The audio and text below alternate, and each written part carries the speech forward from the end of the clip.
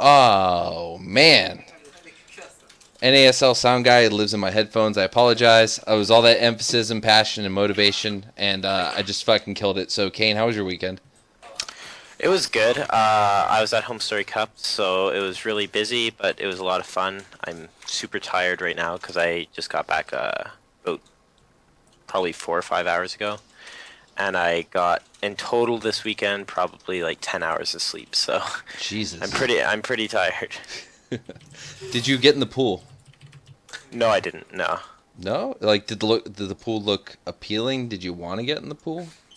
Not really. I'm not huge into swimming, I guess, and I don't like being wet. So nah, I didn't go in. All right. What about you, JaKaTaK? You were not at Home Story Cup, but you had a weekend. How was it? It was good. I spent most of the time making videos and organizing the Legacy of the Void mod and getting people to put everything together and stuff like that. We're going to talk about that soon, but overall, how's that going?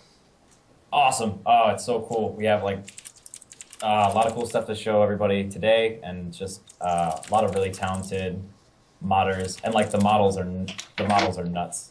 I'm most excited about like the models. Like, it's crazy. I'm excited. I'm excited to see it. I'm excited to show the people the screenshots we've got coming up.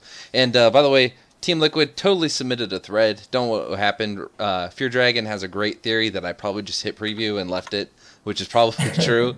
So with that, Feardragon, the one using his green screen background, how you doing? Not too bad, man. Working from home, working hard. Yeah, let me tell you how much I appreciate that. I messaged Feardragon last week. We weren't able to do the show. He came on this week, and he's like, "You doing the show? What time?" "Okay, I'll work from home." You know, I know that that's not, maybe your job allows that all the time, but with my job, it's like a special occasion. So I appreciate you doing the work from home thing to come on the show. Yeah, no problem, dude. It's not a big deal for me. And PuCK, Hey, how you doing? all right. You're growing some Could facial be. hair. Yeah, I kind of get too lazy to shave in the winter. Yeah, we don't I need. guess it's fall, but it feels like winter. I think that's as far as the conversation about your facial hair should go, because the last time I talked to a guest about their facial hair, they got it fired the next day. And What? Wow. yeah. So anyway, Rifkin, how you doing? Apparently, I'm not using my green screen, as you're quick to point out. But I didn't mean it that way. I just meant he came on like, hey, check out the background. I've actually always wondered, seriously, why don't you use your green screen sometimes? Is it just cause? performance issues. I'd Okay. much rather have higher FPS in game than a green screen out of game. Okay. Rifkin has I'm waiting for trouble XSplit performing. 2.0 rather than spending time fixing it, is my TLDR. I think that's perfectly fine. I got a Jurassic Park t-shirt. I know that's completely irrelevant and adds nothing to this fucking discussion, but I was really excited when I walked through the store and Target was like, look what I got. And now look what I got. I don't think there's anything wrong with having a Jurassic Park t-shirt, man. It's a I good love movie. It is a damn good movie. And there's another one coming out. I'm hoping it can redeem itself for the franchise. I know it's going to be That's a tough to strong do. hope, dude. That's a strong hope you got there. You know, 3 was just... I'm glad they brought Alan Grant back, but holy crap, man. And then he wasn't married to Ellie. I totally thought he would have been, but apparently not. I didn't read the first book, actually. I've read the second book. I didn't read the first one. But I know that the first one, a lot of stuff is different, so maybe they did get married out of that. Who knows? There's books? Dude, they are... Michael Crichton? No. Really? You There's joking? no books. Books actually don't exist. They're not real. They're Oh my only God. movies. Like I won't do the Transcribed I won't do the pretentious douchebag thing and say, oh, the books are better. Like the Lost World book is completely different than the movie, like totally different. But I don't know. I think you should check it out. It's good. Okay. All right, let's jump in. So, Home Story Cup, ladies and gentlemen, I'm going to play a clip for you guys real quick. This is the last moments of the last game of Home Story Cup. Is my fan too loud? Was that? Is the fan too loud? No, you're fine. All right, here goes. I mean, now the clock's on parting. That arm, though. 102 supply against 102 supply. Nope. But normally the Not Terran gonna army do it. is Flash supposed to be stronger. Stims going for the win. He's pushing forward with the Widow Mine and no detection. The economy of parting is hurting. He does not have a critical mass of Blink Stalkers. The pylon's been found. Yeah, but Flash is falling behind supply here. Look how red his army Oh my is. God, parting is so Parting's doing ridiculous. this. I Blink cannot Stalkers. believe it. The medevacs have no energy. Oh, what a close fight. It's I can't gonna be believe really close. Back at the natural, does Flash have any army at home? No, not really. Oh, He's got to go home. He's got to go in his main. If he loses He these two can't hold Marauders, this. it might just be What it. is happening? I cannot believe that parting. The Blink Stalkers, pick Micro, Marauder. The Stalker Yes, can't he's be the just main. tied, Get though. back to the main. He's got to go in the main. Parting is so Hasn't- sick. Oh my I God. cannot believe that this is happening right now. The Oracle joins in on the fight. If he gets on top of the production, there's nothing to stop the Blink Stalkers from ending this game. He's turned it around again with Blink Stalkers. JJ's called out. Holy shit. I cannot amazing. believe that. I don't think Parting can believe Holy that either. crap. What a ridiculous series. That was fucking insane. So, first of all, there was this one moment in there where the Marauder, where he starts to pick up the Marauder, and I was like, oh my God, is Flash gonna fucking micro his way against 8 Blink Stalkers with 1 Marauder? And not even Flash, I don't think, could do that. But just horrible, gut-wrenching moment. So we're gonna take this to Kane. You were there. Before we go into the actual game, what was the feeling like in there? Like, did the crowd favor one or the other, parting Flash? What did it I feel think like? it's safe to say that most people were favoring Flash. Okay. I think a lot of people really wanted him to win because, you know, all of the hype surrounding him and stuff like that. But, yeah, it didn't go that way. No, it didn't. So, let's take it to a Protoss. PuCK, after watching that clip, I know you didn't get to watch a lot of it, but you got to see that clip. What do you think Flash could have done differently? That's a question a lot of people have been asking. What could he have done differently to have survived that fight? I think there's actually no reason for Flash to commit to the army, simply because if you looked at Parting's gold base, there's a Widow Mine in it. And like if you would have just fallen back after killing all the Zealots, I don't think there's any way that Flash could have lost that game. And that was a recurring theme that we saw. JaKaTaK, did you get to keep watching it? Did you get to watch the whole series?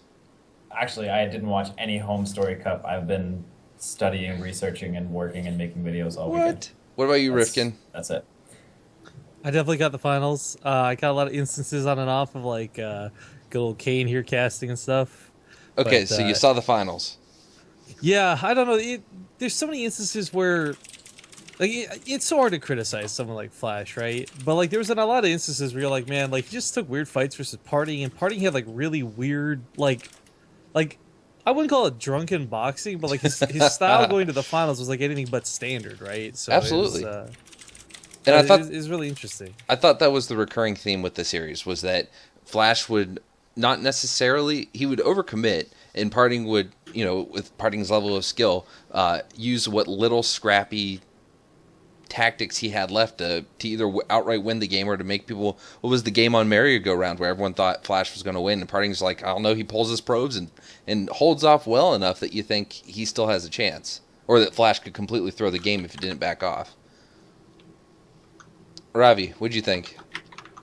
I think I just pretty much agree with what everyone else is saying, but like I think the medevac energy was like one of the biggest things that I noticed. I still don't fully understand what happened there, but like there was even a point during like that final engagement where I think he like accidentally flies 2 medevacs like straight beyond like where all the stalkers are, so those get picked off and everything, and like the rest of the medevacs have 0 energy left over. I think actually like the clip is really cool, but you have to go back even further and see like, okay, why were like how aggressive was Parting being that like all the medevacs were constantly at 0 energy, and like looking at things like PuCK was saying where there's like a Widow Mine there. The reason the medevacs flew forward was because Flash had A moved to a point to where it was like over the stalkers, and the medevacs run out of energy. Once they run out of energy, they just fly to where you're attacking here. It was, I mean, it was, it's so frustrating. There's a lot of things to look at too when it comes to medevac energy. Like, did he overstay him once or twice or 3 times? Yeah. I mean, like, it's such an intense situation because like the biggest thing about those fights was it wasn't like 200 army colliding against 200 army. It was very, very micro intense. You don't get to see that a whole lot. No. So That was a big thing. That was the game on I don't remember the map. No, I'm sorry. I'm thinking of a Tasia game. That was pretty. I think it was Tasia MC. Was it? It was Tasia versus a Protoss where he was getting that Oracle all in, and then the Void Ray came, and the Void Ray survived by like 2 health. I can't remember what game it was. Either way, back to Flash. What about the pylon? That's another point that some people bring up, that focusing on the pylon focused fire enough away from the Protoss army to not keep going. What do you think, Kane? Sorry, what was the question? Protoss, and he flash firing at the pylon. Do you think that took away enough fire from the Protoss army that could have... I think it's okay. I think the biggest problem was Flash just overcommitted. I think if, like, once the force field's kind of expired, and he killed like a good chunk of that army, instead of extending into the Protoss army, if he just backed off, waited at his base, I think he would have been fine. But he didn't get the pylon in time to kill all the zealots warping in. Mm-hmm. And then Parting had a stronger army at that point. So I think if he just backed up and waited for more reinforcements, he would have been absolutely fine. I agree. JaKaTaK, did you see someone say that they feel like you're being murdered by your stare? Yeah, that's just my normal state. I saw that smile, and I'm like, he must have seen that. I promise I'm not angry.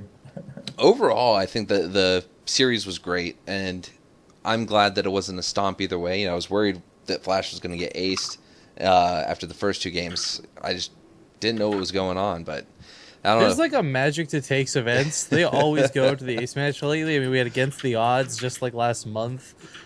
This obviously, it feels like anything Take TV does. Like, man, they always go to the ace match, and that's always my favorite thing. As like a fan, just getting to see it like go that far, and not having it be like a 3-0 or a 3-1. You know? Mm-hmm. It was. Takes events are awesome, and I really like that. So I guess we can't really go too much on the Flash Parting series. There's 2 great players playing great games of StarCraft on both sides, and yeah, we can hindsight's 2020, and if Flash had just held off, I think he would have walked out of there a champion. But he's a champion anyway, so it doesn't really, You should have taken Parting's mom's advice, man. That's where it all comes down to. Oh man, I liked that tweet that was posted to Reddit. Who was it? Petraeus. The Parting walks in and says, "I need sex." The title of it made it though. Someone titled it like "The Champion Wants His Rewards" or something like that. Yo, why does that segue off of like Parting's mom, dude? Or something like I don't know. Because you brought up. I don't know. I have no idea why. I haven't seen Parting's mom, so I don't know. Like it. Anyway, let's talk Home Story Cup overall. Kane, again, since you were there. What is it? What was it like there? What did because to us, if I'm looking at a picture of it right now, it looks big. It looks like you're walking into a hollowed out club. It doesn't look like you're in Take's apartment, closed in walls, comfy couch. Mm-hmm. What did it feel like there? It was really fun. Like, there was a player area and then there was the crowd area. So if you just wanted to relax and stuff, you just went to the player area. It was very, like I said, relaxed. You could get some drinks. You could hang out with all the pro players. It was really fun. What did you... Sorry, go ahead. What did you eat? A lot of kebab. Like, there wasn't much food in the area during the day. Like, at night, they had free stuff for the players. Stuff like waffles and steaks and stuff like that, like really good food. But during the day, you'd normally go out for breakfast. Like, we had a breakfast place that we really liked, so we went there almost every day. And then for lunch, we'd normally get like kebab or something like that. And then dinner was just, like I said, steak, waffle, whatever. That sounds good. I do like kebabs. Yeah, it was pretty good. Okay, good. So overall, like, what's Take like? Is he very hospitable? Does he spend a lot of time with you guys, or is he off and about doing production stuff?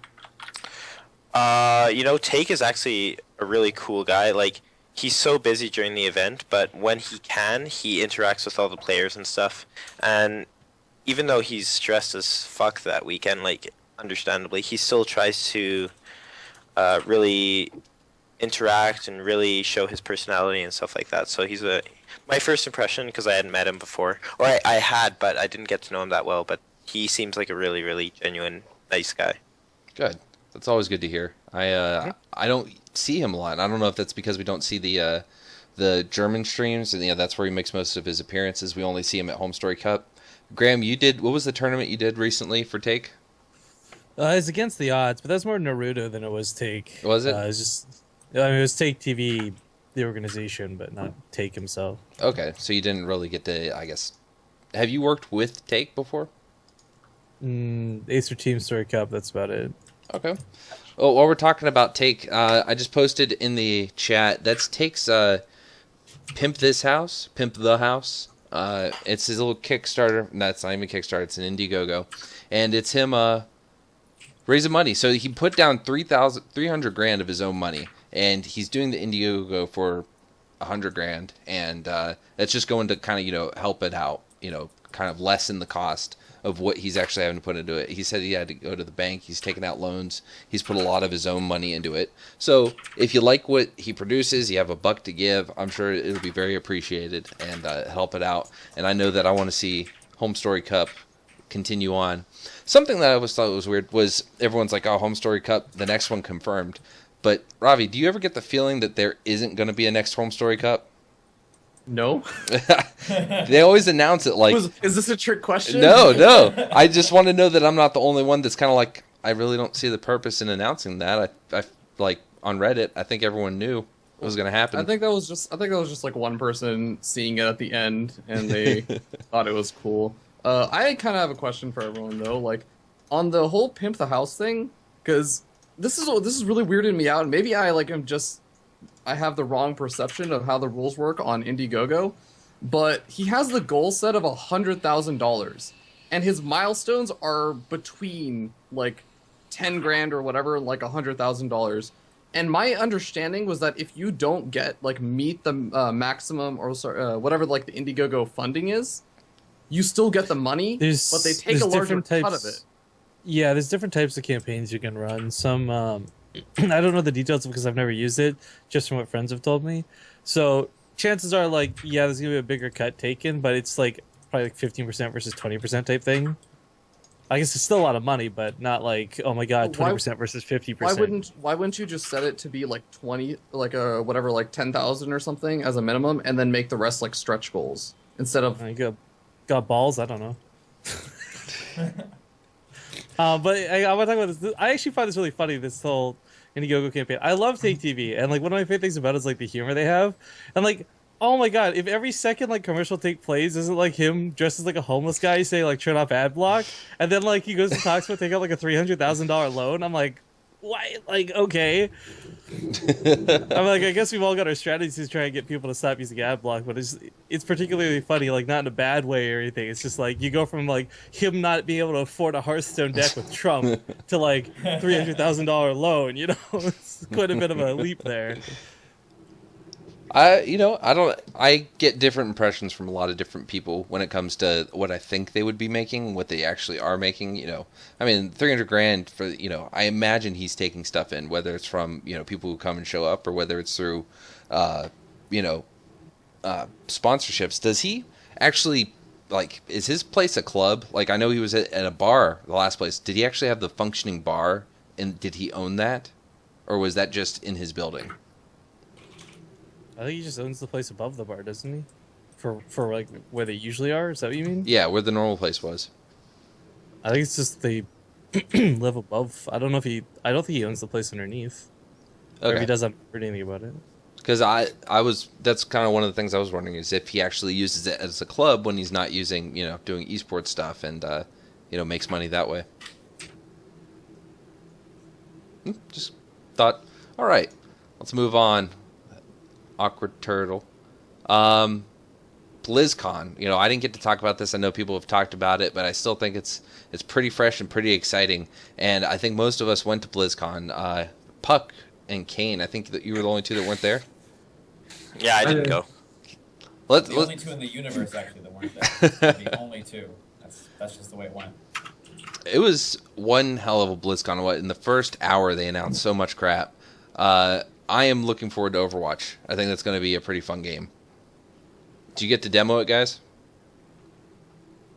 No, actually, I just went directly to the Legacy of the Void player and sat down and played it over and over and over again, and then For watched like 6 hours or something, Yeah. writing He had- down statistics to make sure Yeah, they're on. JaKaTaK, by the way, like at BlizzCon, everyone's got like the cool stuff. He's walking around with a notepad and a pen, like doing fucking math. Like it's the WCS finals, and I look to my right, and he's like scribbling shit on paper. I'm like, dude, just enjoy what's going on. Oh my god, like. How did they not kick you off for 6 hours? Oh, because they had a press pass. So you have a Oh, press Yeah, pass, so you can upstairs stay there's on. like all these computers set up, and everyone's lined up for like the Overwatch computers. The Legacy, the Void computers are just kind of like free reign. Like you can, if you wanted to play, you were gonna play. that's kind of upsetting. I remember Heroes of the Storm had like hour and a half, 2 hour waits last year. It was pretty insane. Well, I mean, here's a storm no one was using inside the press room either. It was like, I don't Well- know.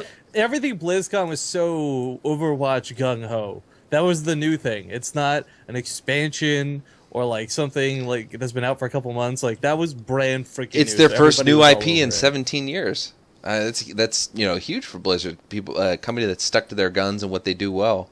So I kind of understand it. Ravi, what did you think? Did you get Overwatch? Did you touch Overwatch? I did not get a chance to watch Overwatch because I did not have a press pass, so it wasn't that cool.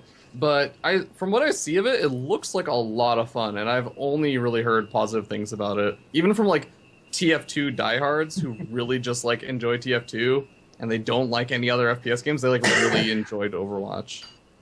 I am pretty pumped to see it, and I hope I can get on the alpha. That'd be really cool. But yeah, I thought BlizzCon overall was awesome. The Legacy of the Void announcement. What do you feel, Kane, after what you've seen from all the Legacy of the Void stuff? How do you feel with the new units they've introduced and the demos we've seen? I try to refrain from forming an opinion right now because I remember at the beginning of Heart of the Swarm so much changed from the time they announced it to the release. So I'm really taking everything with a grain of salt, really not forming an opinion yet. Okay. I'm excited to see the economy change, if that will go into effect. Like, there's no way that this 12-worker thing will ever go through. But maybe they'll change it up and they will, I think, change the economy. But obviously not to 12 workers to start, I Okay. think. So I think the problem with 12 workers too is they don't scale that properly either. Like you can't just like each race starting with 12. It's not the same because of the way it's going to affect the way either Zerg has to build and they lose a drone, or Terran temporarily loses a sphere, or I don't know. It feels like 12 is a random number they just chose to double or something. But I do like the idea that they are messing with the economy. I think that is the single coolest thing because it's the one thing that could really be tweaked without breaking the game. I feel. What do you think, Jack? Like if you suddenly make units different and they like revamp everything, that changes StarCraft 2 entirely. But the economy is just like this nice area that I feel I like. I got to talk to Aaron Kirkpatrick, who's one of the SE2 devs, about the economy change specifically. And he said that they messed up with a lot of different amount of workers to start with. Like a couple of weeks before BlizzCon, they were actually at 10 workers and they pushed it up to 12. And that they're, I mean, they've said it publicly all over the place. Their goal is to try to push the boring part of the beginning of the game. Well, if there's no cheese for the spectator, you're just sitting there watching, waiting for, after the cybernetics core happens, and then they can start talking about strategy or whatever. They're trying to like push that. But I think the problem with just adding workers and not changing the way like the economy works is sort of this negative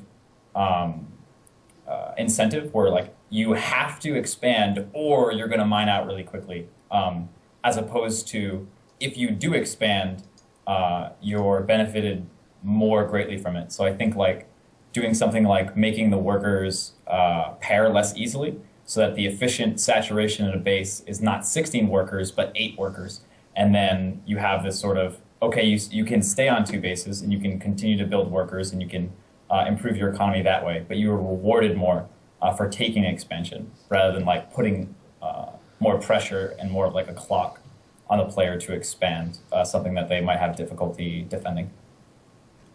So I'm trying to think about, okay, I can kind of get what you're saying about, I think it was Riff saying about you have to look at the numbers that you're doing, because of the different races. But I feel like it's a good choice because it kind of puts you past that first couple minutes, and it's going to make the game go a lot faster. Everyone starts off with that ramped up economy. So before we get started, if you want to, was it Ravi or JaKaTaK? One of you brought up the point about the lack of viability in rushes or in proxies. Ravi, you want to go ahead? Yeah, sure. I was actually like, so, I think someone else was talking about, like, I think it was may have been Kane before we actually like started the stream and everything, talking about how proxies just probably not going to happen just because obviously sending your worker all the way across the map when you already have enough money to build it like a proxy doesn't really make sense. But I think there are still some other like cheesy things that we could see, like cannon rushes and everything. I don't know. I think that there's like, it's going to be really interesting because to me personally, I feel like cheese is going to change because it's going to be more about doing damage and transitioning out than it is going to be about winning right then and there, which is kind of interesting. I'm not sure what to think about it yet. PuCK, have you taken any thoughts? Go ahead. I think that the worker count won't go through simply based upon the fact that I feel like being able to proxy is kind of one of the staples of strategy of the StarCraft. Like, so many people just love the proxy gate every single game, and I just don't see it going through because they'd have to change so much regardless, such as like Chrono Boost, Larva Injects, because Zerg's going to be up more workers than Terran, so at that point, but... I think Terran needs a Chrono Boost so we can Chrono Boost Cyclones out faster. That's probably a good idea. I disagree. I think that's safe to say. I mean, the damage on the Cyclone is kind of low too, so you could probably tweak that a little bit. Yeah, and they don't need that. Look, we're gonna have a couple. Even as a Terran, I can't even agree with these statements, guys. Like, all right, let's. All right, in all seriousness, let's talk about that unit. Let's talk about the games we've seen. What do you think? Hang on. Before we do, we should probably preface this. And I really hate. I'm sorry, I got interjected because I feel so strongly about this. Kane kind of brought up the point where it's like, I don't want to form strong opinions because so much changes, and I'm sure there's a lot of people rolling their eyes like, okay, we've heard everyone already talk about the Cyclone, what good is discussing it? But the thing is, and this is really important, guys, is like, the more people talk about it, the more people discuss it, the more like, maybe one person at Blizzard sees something or realizes a point that had never been brought up before, or this, that, the other. So, like, a lot of this conversation you've probably already heard through Reddit or Team Liquid or like other shows, and that's great. But it's important to constantly be discussing about it because even though it probably will change and a lot of this stuff won't go through, it's because we're talking about it. It helps decide how it goes and what goes, etc. Like, it's not like we're the forefront of anything, but this was a topic that got a lot of blowback on Desert's thing when he brought it up. And I just think that it's important to know that critical thinking is a pretty big deal. And it doesn't mean that we're deciding the fate of balance, but if you guys have an opinion alongside us, it certainly helps influence it. No. Sorry, I just want to get that out of the way. I just want to say that it's like really hard to be able to put any thoughts into it until they actually release the beta, though. I think because they're still going to change so much before the. But isn't that what JaKaTaK's thing is for? So you can play around with it in case whatever changes yeah, are but that's there. not the actual beta itself. Yeah, like, it's gonna that's be not different. what Blizzard's going to release. no, but go ahead, Jack. I think the things that we can talk about though are not really like, oh, is this too strong? Is this weak? And starting to develop these sort of like tribal, like, oh, Protoss is weak or X is strong and things like that. I think we can talk about just like the core concepts about the ideas that they presented at BlizzCon and if we like them or not. Like the idea of the Ravager, it does this skill shot thing and you have to dodge it, and the person doing the skill shot has to try and lead and predict, and it creates this sort of, okay, now ramps are a stronger area for Zergs to be engaging because they can force Ravagers to do certain things. The static defense becomes less strong, and it's just sort of this fun little mechanic where both the players get to micro and both the players get a say, and they're sort of move towards that, like in general, like the direction of Blizzard to move to more like micro situations rather than X unit counters Y unit, and that's how you win StarCraft kind of a thing. Hey, so with that, I agree, and I also think I really like the idea of talking counters. So we saw. Let's go specifically with the Cyclone. We saw those 3-4 Cyclones, like they just kept ramping up the number, and I think it was the game on Frost when it was MC and I can't remember all the players, but it was the game on Frost, and they were playing and they were just assaulting that third base expansion, and it was pretty overpowered. I mean, they were sending Hydralisks after it. They were sending a lot of different units that direction. And so looking at that, what do you think could counter that unit a little better? Kane, did you see how the you think Speedlings would be enough to do it? That's what David said. Do I think what will be enough to counter it? Sorry. Speedlings to counter a Cyclone as a Zerg. I don't know. It's really hard to tell at this point. Like PuCK said, I think we need to wait until the game is like the beta's released. I think it's just like I think Rifkin said that it's just important for us right now to talk about whether we like the idea of the units or not right now, and the idea of the economy changes and stuff like that. So I do like the idea of the Cyclone, but like I said, I don't think that we can say right now whether Speedlings will be good versus Cyclones or not, you know? So let's look at it. Here's my argument against Speedlings, though, because this is what everyone's been talking about, like it's some auto counter. And, like, I'm going to go ahead and agree with Kay. Like, it's so dumb to discuss balance. Before what we saw in that show match, like, it's really not hard to make Hellions or Hellbats out of the same building that produces Cyclones, right? So everyone was all like, oh, Speedlings are the counter, no problem. Like, well, it's not, it's not like it's a mono battle, right? And I think one of the good things about this, though, are, like, those units did look overpowered. And that's, like, what you need to do to test things, is, like, test the extremes. Not just, like, put in some super balanced things into, like, the first version of the alpha, because then you don't get to see, like, why something is broken or why something is stupid OP. So, you're right. Like, in that show match that looked really ridiculous, and I think it's good that it did, because, I mean, you know it's going to get changed. There's not a single person who's like, wow, that's going to make it to the live version. Absolutely, no question. But I like that they took the extremes with it. I don't think it's really useful to talk about balance. I have to agree, the idea of X unit is going to counter Y unit, whatever. I think it's well, I don't think balance. To think about the design of the unit. I don't think balance per se, but I still think you can discuss counters and be focusing on design, because if you say this unit's meant to, the goal of this unit is to be able to play against X unit of the other race, you can discuss that, and you can say, well, but how's that race going to deal with it if it continues to work the way it is working? So that the Cyclone, manages to stay in the game, but let's say they reduce the damage, it's still meant to attack those units that it's attacking. And how would that play into, okay, well, what's the follow-up from the other race, or what are you going to force from the other race? So I've been wondering along those lines, what exactly is the main purpose of the Cyclone, besides obviously microing away and picking off stuff? It's not something that you're gonna you're not gonna be running around the late 200 maxed out army stage with 25 Cyclones and single target firing a bunch of different units or something. So it's gonna be an earlier game unit, but what is it gonna be just doing the job of other units better, or that's what I'm trying to figure out in my mind.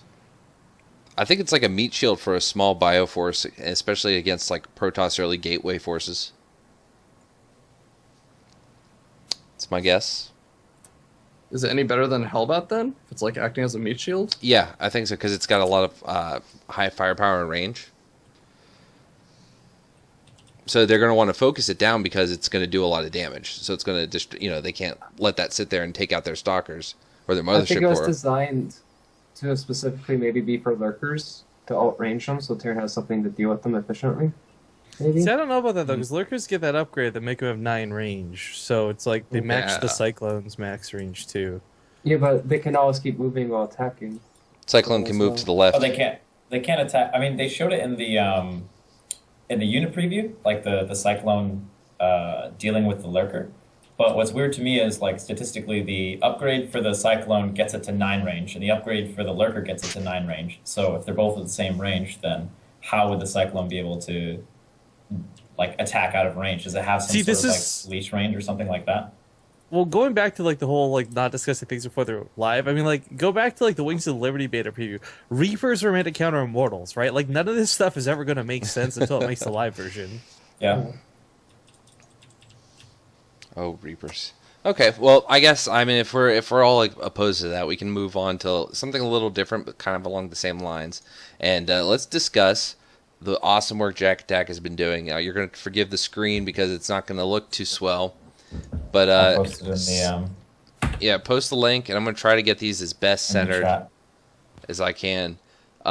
So for those of you wondering what this is JaKaTaK as he's working on a preview to give us a little map action that's going to let us play Legacy of the Void on a single map. What map are you guys going to be using? Do you know yet? No, it's gonna be an arcade map, and I'm not really sure which maps we've chosen. I think we took like 7 maps, and but it's also gonna be a mod, so you can just add it on to any unit. And I want to specify before things get out of hand, like I'm kind of guiding the whole process and administrating a little bit, but I don't know how to do models. I don't know how to do triggering or anything like that. That's like we have a whole group of people. We have people who used to be, well, still work on Starbow, people who used to be on One Goal, and also the group who made the Heart of the Swarm mod before while we were sort of waiting for beta.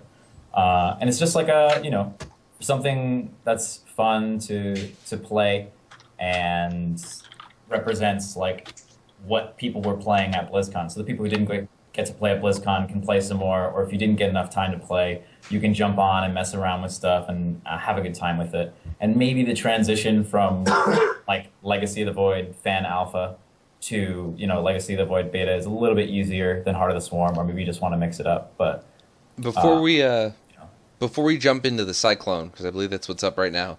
Before we jump into the Cyclone, will you real quick just let people know what you've been, what your interactions with Blizzard have been? I talked to Sion about the project because I wanted to make sure that everything was okay with them before we went over. There was a lot of when I made the first Reddit post announcing what we were doing, there was a lot of worry amongst like people in the community being like, "Oh, is Blizzard going to shut it down? I heard they shut down the Heart of the Swarm mod, all this other stuff." So I hit up Sion, and basically, he just wanted to make sure that everyone knows that this is a fan mod. It's not Blizzard official. It doesn't represent balance or anything like that. It's just something that we can have fun with and we can play. And they're not going to shut it down. I imagine that when Legacy of the Void beta comes out, that we're going to take this mod down just to avoid confusion, because that's kind of the idea about why the Heart of the Swarm mod was taken down. But aside from that, yeah, it's okay. It's safe. And if they don't like something about it, they're going to tell me, and I'll say, okay, we can change that, or whatever it is. Sounds good to me. All right, so let's hop. We're not hopping into anything, but we're going to look at it. So right now we're looking at the Cyclone. Now, all these pictures, these are models that you guys have created, right? Yep, that's correct. I got to ask, is it the Starbow guys that have been making the models for you, by the way? We have a couple people on models. The main, what's his name? God, there's a lot of people on the project. Let me get it up. The guy who does like the crazy awesome models. Because the Starbow guys, Soul Filter. in my Soul experience, Filter is doing a lot of it. Well, I was just asking because the Starbow guys have come up with some of the single most like creative ways to make units. Like there was that one unit that they took the top half of a Robo and the bottom half of a Sentry and combined it to make like a flying unit. I mean, they've done some crazy shit to make unit models. So really curious if that was the same people or not. Oh yeah, when the hurt comes up, it's really, I don't have the full story behind it, but it's really intense. It's like the drill of the SCV and like different parts of other things, and some stuff got like built from scratch. I'll like jump into the Skype chat and they're talking about like stealing textures from certain units and putting them on other units and stuff. So it's a lot of fun. Looking at this, it looks like I'm seeing part Siege Tank, part what? Siege Tank bottom, I assume, right? Seems to be. I think it's a lot more complex than that though. But yeah, it seems to be.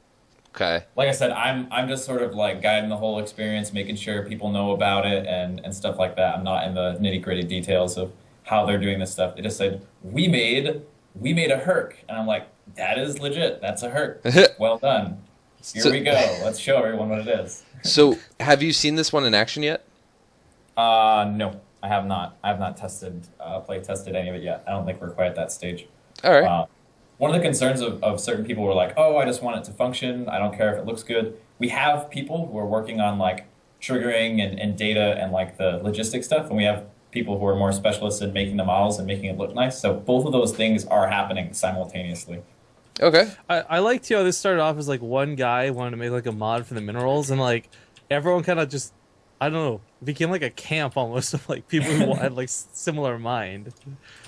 So this is, right now we're looking at this Disruptor, and I want to see how this one animates, because it's got that cool little Mothership Core style like fucking vortex of knobs and whatever. I don't know, but it looks really good, and this is looking pretty sick. Like, Yeah. Also, I want to let everybody know that this is very much a work in progress. A lot of the people who are working on this stuff is like, no, don't show stuff. It's not done yet. I'm like, guys, this looks really awesome. We need to show people, and they're like, no, it's not done. It's not done. So it's going to look a lot better even than you see it now. But yeah, that's the disruptor doing the purification. Question from the chat is, will the map makers use the lurker model in the editor, or will they try to make lurker model look cooler? A lot of people in the community think it can be refined. Lurker model's been around for a long time. That's not new. Yeah. Do you, I mean, I imagine that it really doesn't matter in the long run because it's going to be what Blizzard puts out when they release the lurker. But do you know any updates on the lurker from the map makers? I don't think that's absolutely. They want to make the lurker cooler. Oh, well, there you go. They are messing with the lurker. They don't like the way that it looks, and they're messing with it. So there are going to be some artistic, stylistic differences because we're making a fan mod, so we're making it the way that we want to make it, and it'll be fun and interesting and different. So that is one of the things. They're trying to make the lurker a little bit like more badass, a little bit sharper. Which is going to be fun. Good. But functionally, it will be the same, as much as the same as we can make it to the way that it was at BlizzCon. So, I want to dissect the Ravager a bit. I'm seeing queen legs, I think. I can't tell what that body is. Like, so how much? I think it's I think they grabbed the campaign roach, the primal campaign roach, and changed the colors and the textures on it, and that's the top. And they messed with some other stuff. I'm probably butchering it. They're probably listening right now. It's like, no, we did like 18 more things to make that. But yeah, it's pretty neat, and especially like the animations of getting it all down is pretty wild. Yeah, I have no idea. I've never worked with the map making system or any of this, so I have no idea what all can go in, what they can do, what they can't do.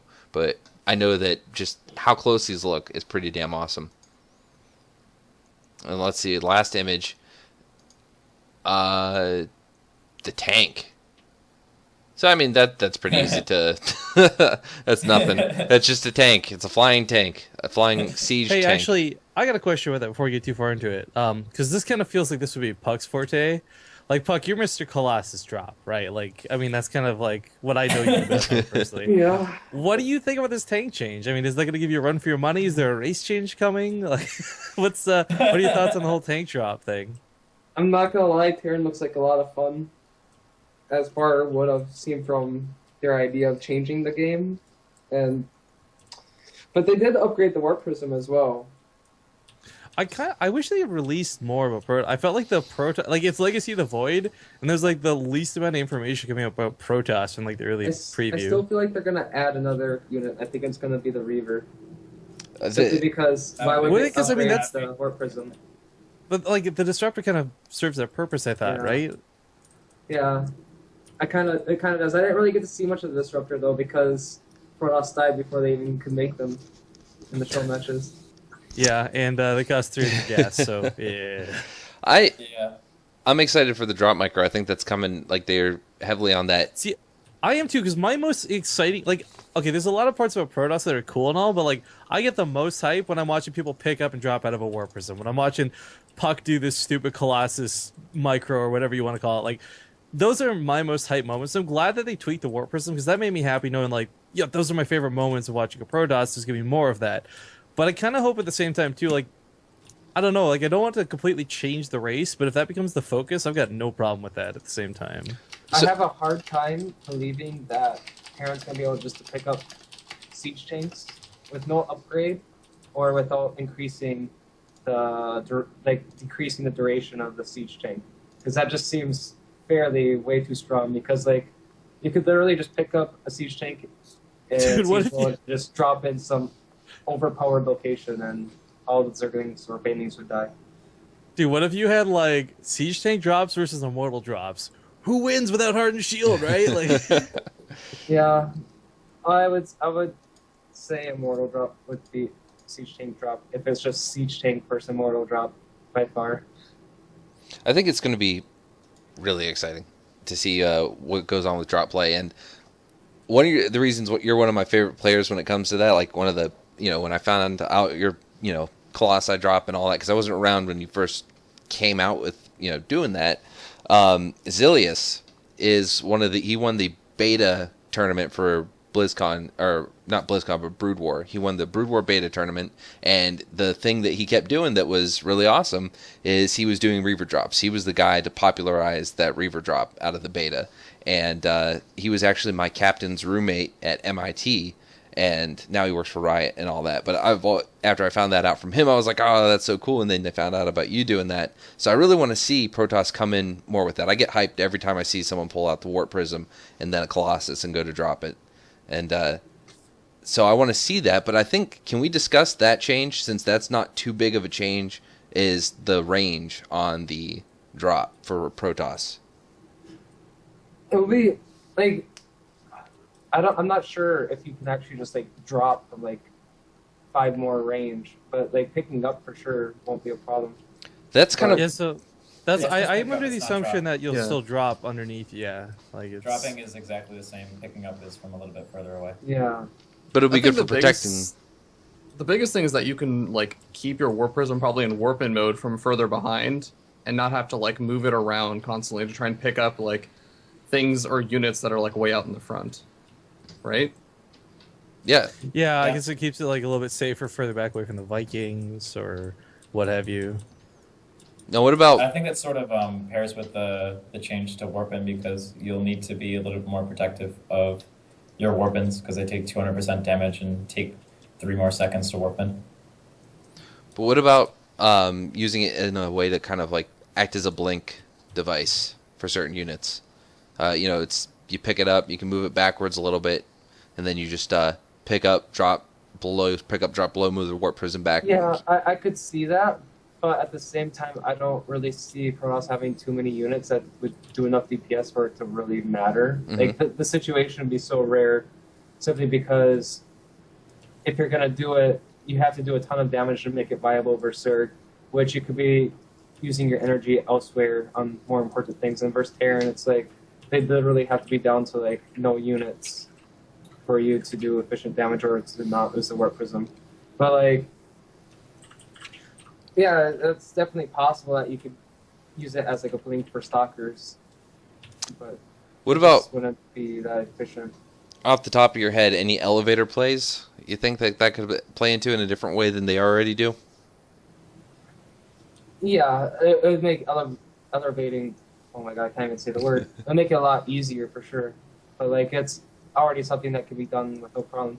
Like, but like if you have like a double hill or something where like Reapers jump up to and then go onto the high ground, Mm-hmm. like it would make doing it there a lot easier. Okay. All right. Ravi, you have anything on that change? I think I pretty much just agree with all that stuff. Like, to me, the Warp Prism is, like, the main difference is that I think we're going to see a lot more people have the Warp Prism in Warp-in mode, but still being able to micro their units by picking them up. That's, like, the main thing to me, because before it was kind of like, you have to make the choice. Am I going to be microing my Warp Prism when I go for an Immortal Sentry all-in, like picking up my Immortals and everything, but having to use, like, a proxy pylon, and if that's not there, then, it takes longer to get Warp-in units everywhere, but now it's like you don't have to make the choice between one or the other. You can basically do both. There was a I will say quick all my question storm from- drops quite a bit easier. Ooh, yeah. Well, actually, won't does have it? to remake- You yeah, still have because to. You still won't have to unload at the same place. Yeah, but if you like think about it, like you could unload them and just keep moving with the Warp Prism and not have it sit under a turret or like a spore or something, then pick up once you storm and continue on the move. Okay. So as a Zerg, Kane, does the idea of that change in any way? Is there anything in particular you're thinking now that might be harder to deal with now? What change are we talking about? We're talking about the range change for pickup for Warp Prism. Oh, yeah, okay. I'm not too sure, to be honest, right now. I haven't put a lot of thought into it or anything like that. I think it will need some tweaking, because anything that comes out that's kind of new and innovative like this will need some tweaking, but right now I can't think of anything in particular. Okay. And everyone, be easy on Kane in the chat and all that, and here because Kane was awesome and came on, and he just got home from a weekend of debauchery in StarCraft, so I don't blame him at all. You were going to say something? Not to pick on not Kane too much with the tiredness, but I was curious if that Nidus change were to go through where it's not targetable. Is that something that you would be like excited about playing with? Do you think it would be fun or interesting? Or do you think I think there's no way that it'll go through, but I think if it does, it'll be broken as fuck. So yeah, I'd use it. It would be way too strong versus Protoss. All right. Versus Protoss, versus Mech, versus a lot of things, I think it'd be super broken. You were talking about the Warp Prism range extension? No, the Nidus. Oh my God! Right? I don't know what's worse, the fact that you can drop multiple Nidus, or is it the fact that you can't? So that video is really misleading. You can only build one Nidus from at a time. Like, the video for that just basically made it look like they had 4 Nidus networks set up, so they're building 4 networks. You can't. You can still only do one at a time. Okay, so the only change is that while it's building, it's not targetable anymore. So you're guaranteed to at least get something out. Okay, yeah. So there was a lot of. Hang on, I just want to talk about this. There's a lot of BS in those preview videos. Like, they made the Corruptor look so strong, right? Like, oh my God, it killed that Nexus in like 2 seconds. But I think with health bars off, that Nexus was already at like 10 health, and it just had shields. Because like the Corruptor damage was garbage. No. This is the tricky part, right? So the Corruptor does 6 DPS, the way it was in BlizzCon, 6 DPS for 6 seconds, and it doesn't change at all. And then after 6 seconds, it bumps up to 20 DPS. Like, it's super critical to like get like the way they had it to get past the 6 damage, and in the show matches, nobody really got to that point. So it's like, oh, Corruptor damage is not really going to do anything. It's not going to happen. But like, they didn't make it a steady ramp. They made it this, oh, it does okay, what the hell? You know, kind of a deal. So it's like old school Void Rays, basically, that can't change targets. Yeah. okay, so right before that, we were talking about the Nidus Swarm. So one of the games we saw the Nidus Swarm get dropped, but the SCV still surrounded it, and they didn't get anything out. Like, yeah, it wasn't vulnerable, but it still died right away. It's a matter of, say, if like a Zerg's like proxy or Nidusing a bunch of swarm hosts, and you're only out there with one Zealot, there's no way that Zealot is going to kill that Nidus in time by himself. Okay. But like, yeah, if they Nidus in your base and you recognize it, it's still going to be very hard for the Nidus to get up, just because all your units will be sitting there waiting. It's a matter of, if you know you're getting Nidused and you start scouting on the whole map, setting units everywhere, it just simply won't die unless you have all your units together. So that's why I believe it won't change, because it's way too overpowered. Okay. Anyone else have anything else on the Nidus Swarm change? No, but actually, I got a question about Kane, since we're kind of bouncing around about with this. Dude, how do you feel about there not being like any like directly new units for Zerg, just like upgrades of like other units? Like the Hydra turns into the Lurker, the Roach turns into the like Ravager. Like, there's no brand new units, so to speak. Everything just turns into something else. Kind of like Banelings, I guess. Yeah, I would argue that the Lurker is kind of like it's entirely different than a Hydralisk or something like that. So I'd argue that one is kind of different. But yeah, there are no... Go ahead. Oh, no, you finish your point. I'll say after. Yeah, there's just, like... I understand what you're saying. Like, there's no standalone units, but I'm okay with it, to be honest. I don't have any blaring problems with it at this moment in time. I don't think we'll be bored or anything like that, so I'm okay with it. I'm kind of interested to see how it's gonna change, because like Roaches right now, for example, are like not bad in the mid game in any matchup, but this suddenly makes it so it's like, oh, I no longer have like useless supply at 50 minutes in the game. Like, I can maybe turn them into Ravagers or something useful. I think that's kind of a cool aspect, rather than having to like sacrifice your army supply so you can remax. That you could just like convert your already existing army supply, I guess, into like something efficient.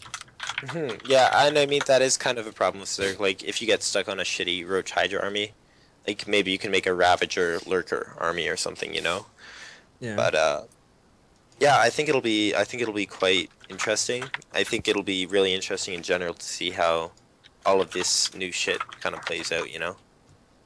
I really wonder also, with, like, the Ravager ability, whether we're going to see more Zergs that, like, don't worry as much about anti-air if they can just make like a Ravager and start like dealing with medevac drops and that kind of stuff through Roach play.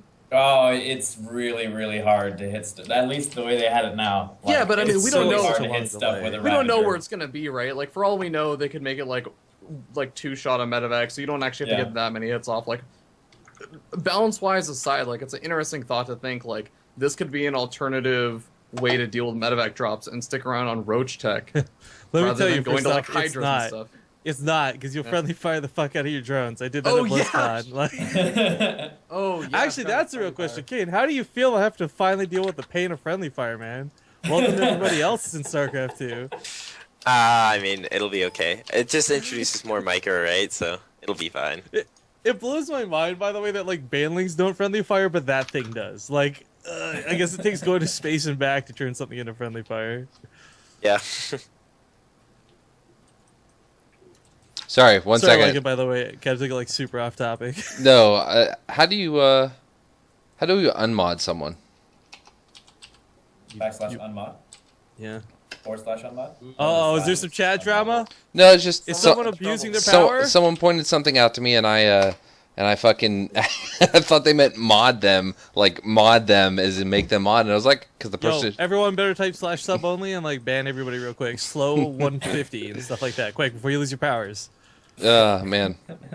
Hey, I want more Kappa. You get mod. It's type mod me and. Well, no. Someone I trust messaged me and said you need to mod chat, including this person. I thought that meant, oh, okay, let me make them mod. So, thanks for not being specific. You know who you are. On a side note, how about that fucking Kappa song? I had it stuck in my head all day. I did not like it at all. I thought it was terrible. I actually, speaking of that, quick, I got a question. When Tempo performed at the end, was there like sound for you guys? Because there was like no sound on the stream. It was just Tempo's tired, like worn out voice. Yeah, like, man. was there Like for sound the issues? for the first song, like he sang 2 songs, right? First it Yeah. was what was it? When I'm Grandmaster is one of the. It was Stim no matter what. Yeah. That was the first one. We didn't have any music for that, but for the second we did. Okay, because like I love Tempo to death, and it just sounded like it had a hell of a weekend, and there was like no audio on the stream, and I'm like, oh boy, this is like Tempo's not good. We've all seen Tempo kick ass, so I figured whatever happened was production issue, and his Yeah. voice is fucking wrecked. Well, I mean, it looked like the crowd was getting into it. I'm like, there's no way the crowd gets into this if it sounds, like this. So there must be a stream issue or something. The crowd was actually like really into it. Yeah. Like, did you hear them over the stream or no? No, but we could see everyone like kind of waving their hands around, like Ah, half they dancing would- and stuff. They were really joining in and stuff. I'm sad that you guys couldn't hear that, but no, it was a really good live performance if you were there. But I haven't heard it on stream or anything like that. Okay. Yeah, it's not. Don't. You'll ruin the memory.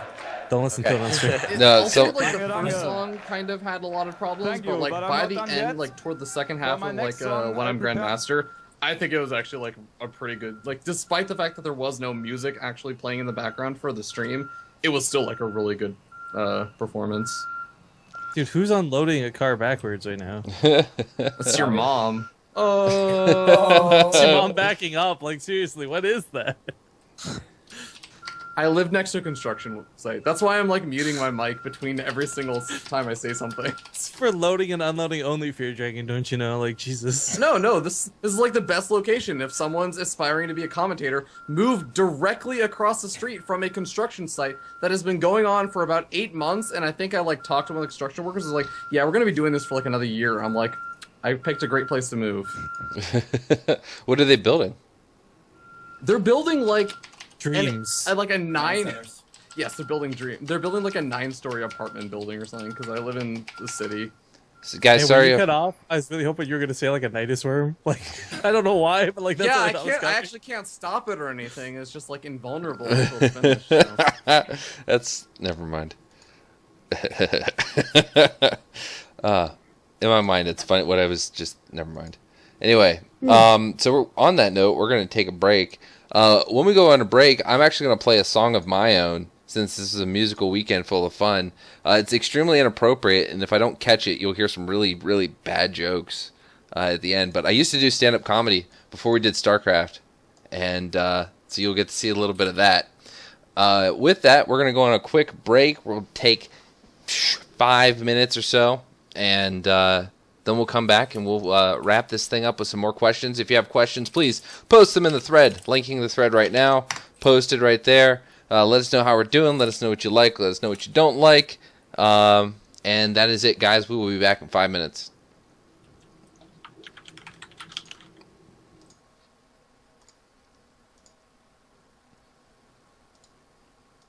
This is a song about the only thing I like to eat more than whiskey.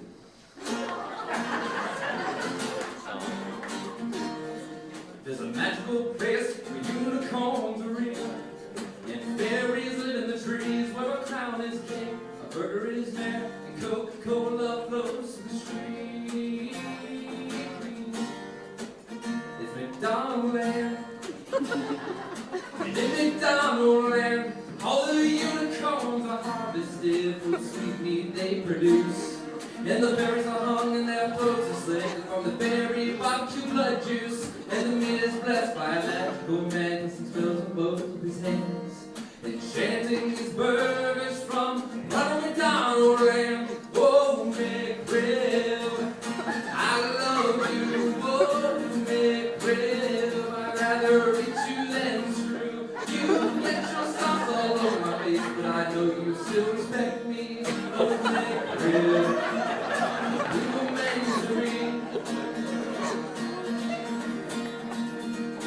Hippies had their way, I'd never have another bite. But no hippie member of pedo saved the unicorns from my knife. It's like a Ronald McDonald touching me, the way my father used to. Soft and tender in my mouth, and there's plenty of juice too. Whoa, McRib, I need you. Whoa, McRib, I'd rather eat you than screw. I want your heart and juicy meat inside of me, oh McRib. We were meant to be. And when the McRib is all gone, and the world is a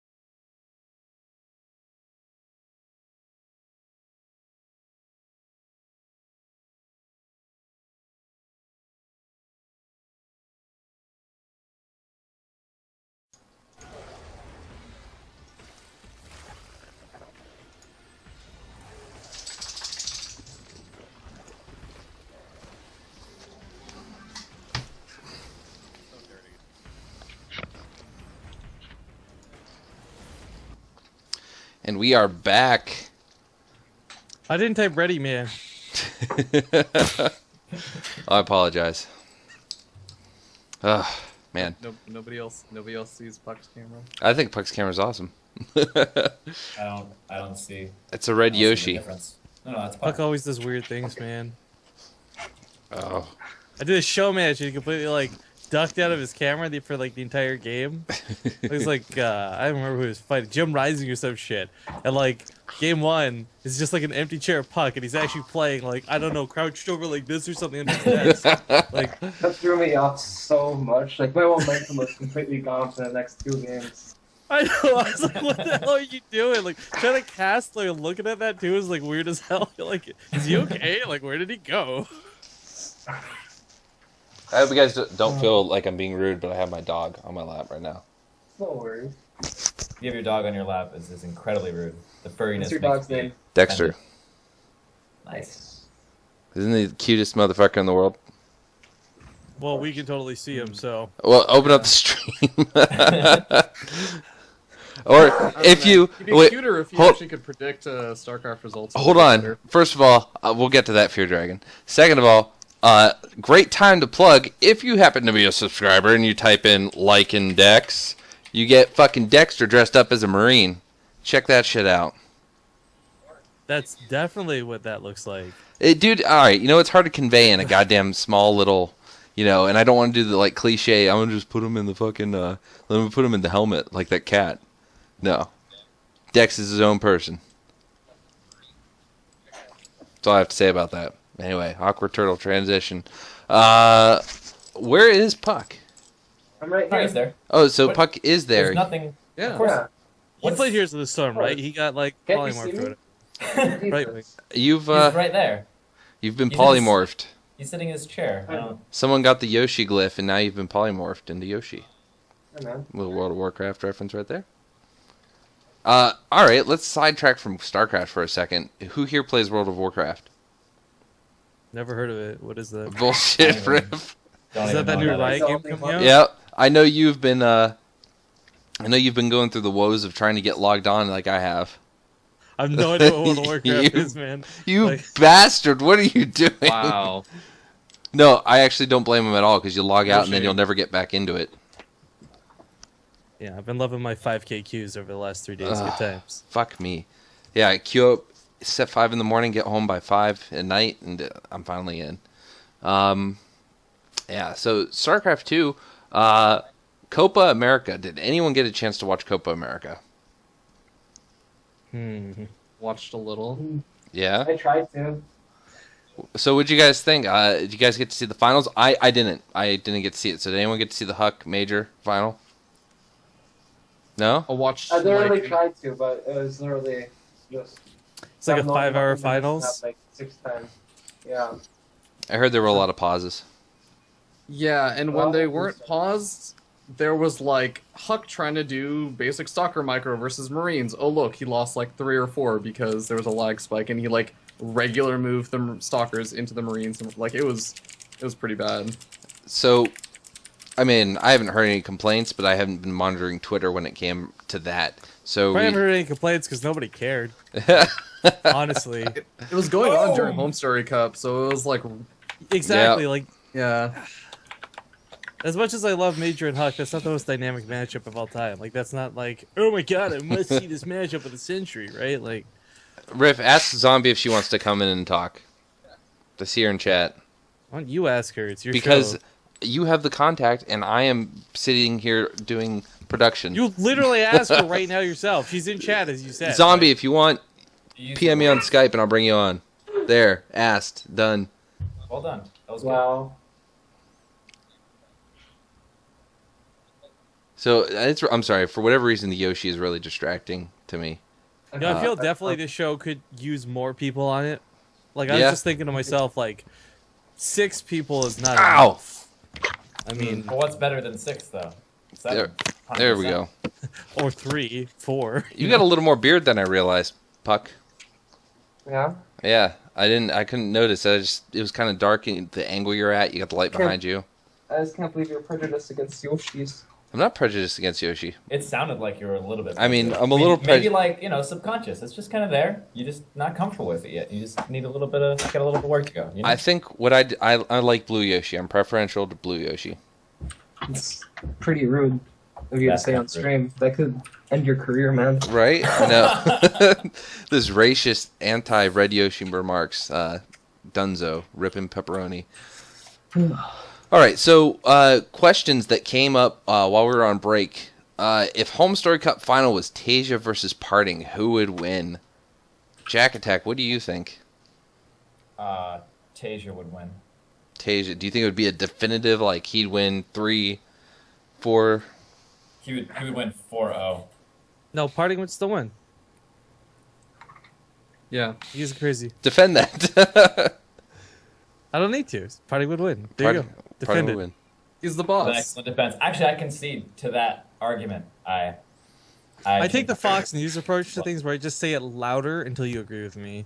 It is true that the louder you say something, the more true it becomes. This is true. This is very true. What about you, Ravi? What do you think? Parting, Tasia? Are you gonna just go Tasia automatically? I mean, I'm already Tasia. Everyone knows I'm Tasia, so I'm happy with Parting winning. yeah. He was really fun to watch. I believe that he would win no matter what. Okay. Just because I want him to win. Kane, you saw some of Tasia's play up close and personal. What'd you think? He's pretty good, man. I would actually think Tasia would win that one, but I could be wrong, obviously. You were the first match, weren't you, Tasia, Kane? Yep. How did you? So what did it feel like going against Tasia? I've heard that going against a Korean, the other pros feel like they're working harder than they have before in a normal game or in other games. Did you feel that way? First game was like a blowout, and then second game, I was in actually like a really good spot, but I fucked up. It was really one-sided games, I'd say. Okay. So did you learn anything from that? Did you take away anything, like in particular, like he did this and I should do that now in the future? You have this lesson? It's more of a mindset issue for sure. It's not gameplay based for me right now. It's mindset. It's very That's, intimidating to go yeah, against that's- Koreans, too. Especially Tasia. Like, it's the first thing you need to fix is your mindset, and then you can focus on your gameplay, I think. Okay. Here's a question for you, Kane. Another one. Someone asked, with a larger than usual number of Koreans without strong English at Home Story Cup, do you have any stories about trying to communicate with one who doesn't speak your language? Do I have any issues with one? No. Is Do that- you have any stories? I guess is do what I I have any think it was. Yeah, like were you trying to communicate to J-Dong through hand signals or anything like that? I mean, it's always a challenge trying to communicate because of the language barrier, but most of the time, like you said, hand gestures, really simple language does the job. It's a little bit unfortunate because the Koreans didn't have great English, so we didn't see a lot of like really funny casting or anything like that. Mm-hmm. But maybe next time. I think Rifkin, most of your interactions with Koreans are usually through a translator, right? No, Korean's English is surprisingly good, dude. Like, I don't know what to tell you. Well, no, Like- the question was talking about the ones that don't, because at Home Story Cup there were But more. that's the thing. Like, most people actually have pretty decent English. They might not be willing to speak it on like an interview stage, like on the main stage after winning. But Mhm. I have yet to meet a Korean either through Skype, online, BattleNet, or someone that you can't use like simple English to communicate with. So I don't know what to say. I've not had that problem, and I don't imagine anyone really would. Okay. I think you're probably also worth noting that a lot of the conversation you're doing is like through text also, right? Yeah. I guess, but I mean, like, take someone As someone who's like- taken 3 years of Spanish and still shit at it, it is much easier to communicate through text, I think, than it is. right. But I mean, okay. So speaking. here's the example: Party. He gives this big speech after winning, and it's all no English. But every conversation I had with Party at BlizzCon was all English, no problem. So I don't know what to tell you. Like, I didn't get to see it, and apparently the VOD is ruined. So Rex- hopefully that gets fixed. Because I didn't get to see Parting's speech, and apparently that was a really good speech. Yeah, he loves his mom, dude. I heard he loves his mom. Let's see what else we got. I think Do we you have. mind if I ask a question? Go ahead, ask a question. So I have a question kind of for Kane and PuCK, and it's something I've been thinking about a lot, and it's with Legacy of the Void slotted to arrive in like the first half of next year. But WCS is obviously going to be starting before May or whatever of next year, right? There's probably going to be a point where WCS is going to be Heart of the Swarm, and the beta for Legacy of the Void is going to be coming out. What do you guys think about like what game you'll be practicing and stuff? And I'm also just like wondering, like, do you think that there's any chance WCS would switch over from Heart of the Swarm to Legacy of the Void like halfway through the year? I think that people would play Legacy of the Void maybe a few times for fun. I mean, there's still going to be some diehard people who do it just because they don't qualify for WCS. But other than that, it's going to be mostly Heart of the Swarm practice for basically everyone that qualifies for Premier League, I would assume.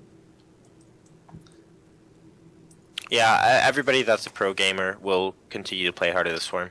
No serious pro gamer will even consider practicing Legacy seriously until the game is finalized, and it's going to be coming out within like the month or something like that.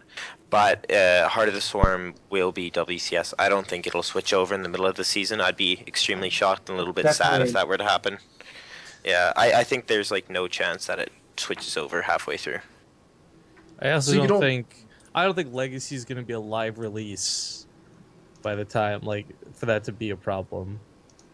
Yeah. Like maybe the last season of WCS might be Legacy of the Void, but it's still. And like it I don't think it would even be ready for that. It took them like 6 months to a year to get through the Heart of the Swarm beta, if I recall. So. And that was the thing too. Back when Heart of the Swarm was coming out, there's still like Wings of Liberty tournaments going. That's when I was casting like the TSLs and stuff. And everyone I asked back then, same question for Feardragon. I was like, I would be like, so how much do you play on Heart of the Swarm right now? And they're like, I don't know. I do it on stream for views, but that's about it. Like, no one was really taking it seriously until like it was already live, until tournament formats like swapped over, and there wasn't even like something serious like WCS back then. But something like WCS being the focus, I can only imagine every gamer focuses on that. That's where your living is. That's where your livelihood is. I must say though, Heart of the Swarm beta, like towards its end, was extremely fun because it was all on one server, so you had just one Grandmaster list for like every single region, and that was a lot of fun because you got to like match against like every single pro player there was. Yeah. So you guys don't think that there'd be any advantage of like, let's say you aren't in WCS for like whatever, like season 1 or season 2, you like realize, oh shoot, I didn't actually like make it through the qualifier or whatever. I know this probably isn't going to be a concern for you guys, but like, then would you be like, oh well, I guess I'll just go play Legacy of the Void? Like if WCS was kind of out of the picture, like get a head start on everyone else. I would maybe do it once or twice, and then I'd probably rage quit because there's going to be too many imbalanced units. And then maybe 3 to 4 months down the line, I would start playing. Yeah, I'm passionate. I think, like I said, if you're a pro or a semi-pro, and you have a chance to qualify for the next season, you're not going to be practicing Legacy. Like if you're really focusing on Legacy, then sure, go ahead and practice. But like I said, no semi or pro will do that. I think that's going to be a great time for people to build their stream, though. I mean, that's kind of the thing. Like, most of the pros don't stream in the first place unless it's, like, off-season or there's nothing going on. When WCS is happening, like, that's going to be the different flavor for people to look at. That's going to be, like, if you're Joe Schmo streamer now, that might be your opportunity to try and get some viewers maybe you never had because players like Kane aren't going to be streaming Legacy. But, you know, people are still going to see what the hell it's about. It's not like Heart of the, or Heroes of the Storm where it's such restricted access. Like, people are already interested in it. Like, the fan base already exists. Like, I understand that, but at the same time, if WCS is going on at the current time, then people are less likely to stream on a regular schedule.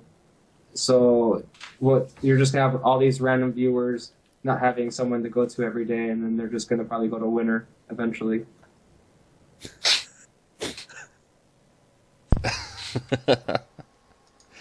Yeah, Winter. All right. Hey, Winter, by the way. I missed a lot of Saturday when it came to Home Story Cup. Did Winter get on and cast more? He was casting on the B stream a lot, I think. I don't know how much he casted on the A stream, though. Okay. I didn't know there was a B stream going on. Take TV Black, man. What is he, first Home Story Cup? Jesus. 1 second. Zombie, you there? Hello. Hi. You can go ahead and bring it up, and I'm gonna have to readjust it anyway. Okay. Yo, me and PuCK. Only people didn't get our cameras fucked up. What's up, dude? Yeah. It's all right. I'm not. I don't have enough finesse to probably do it without taking them all down. So I'm just apparently, gonna move a little bit to the side. I think we're good. apparently, Zombie has a cat. Apparently, Zombie thinks this cat's better than my dog. His cat is better than your dog, but he moved. Oh well, yeah. Well, my dog Very moved too. convenient for your cat. Dude, it was pretty damn cute, okay? Stupid Apollo. All right, moving you and removing. Nope, keep a riff. Moving that. Moving that. No. All right, Ravi, ask another question. You did good driving the discussion, and I'm distracted. Oh, what? Okay. You're on the PuCK. spot, bro. Make it happen. Fuck, marry, kill.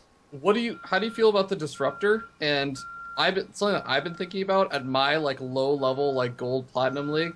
I know that I'm gonna really enjoy going like Zealot Archon against Terran, but the problem was that always like they just end up kiting. So I've been thinking about like disruptor.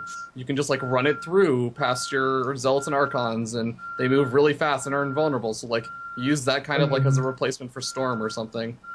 Like, what do you think about that?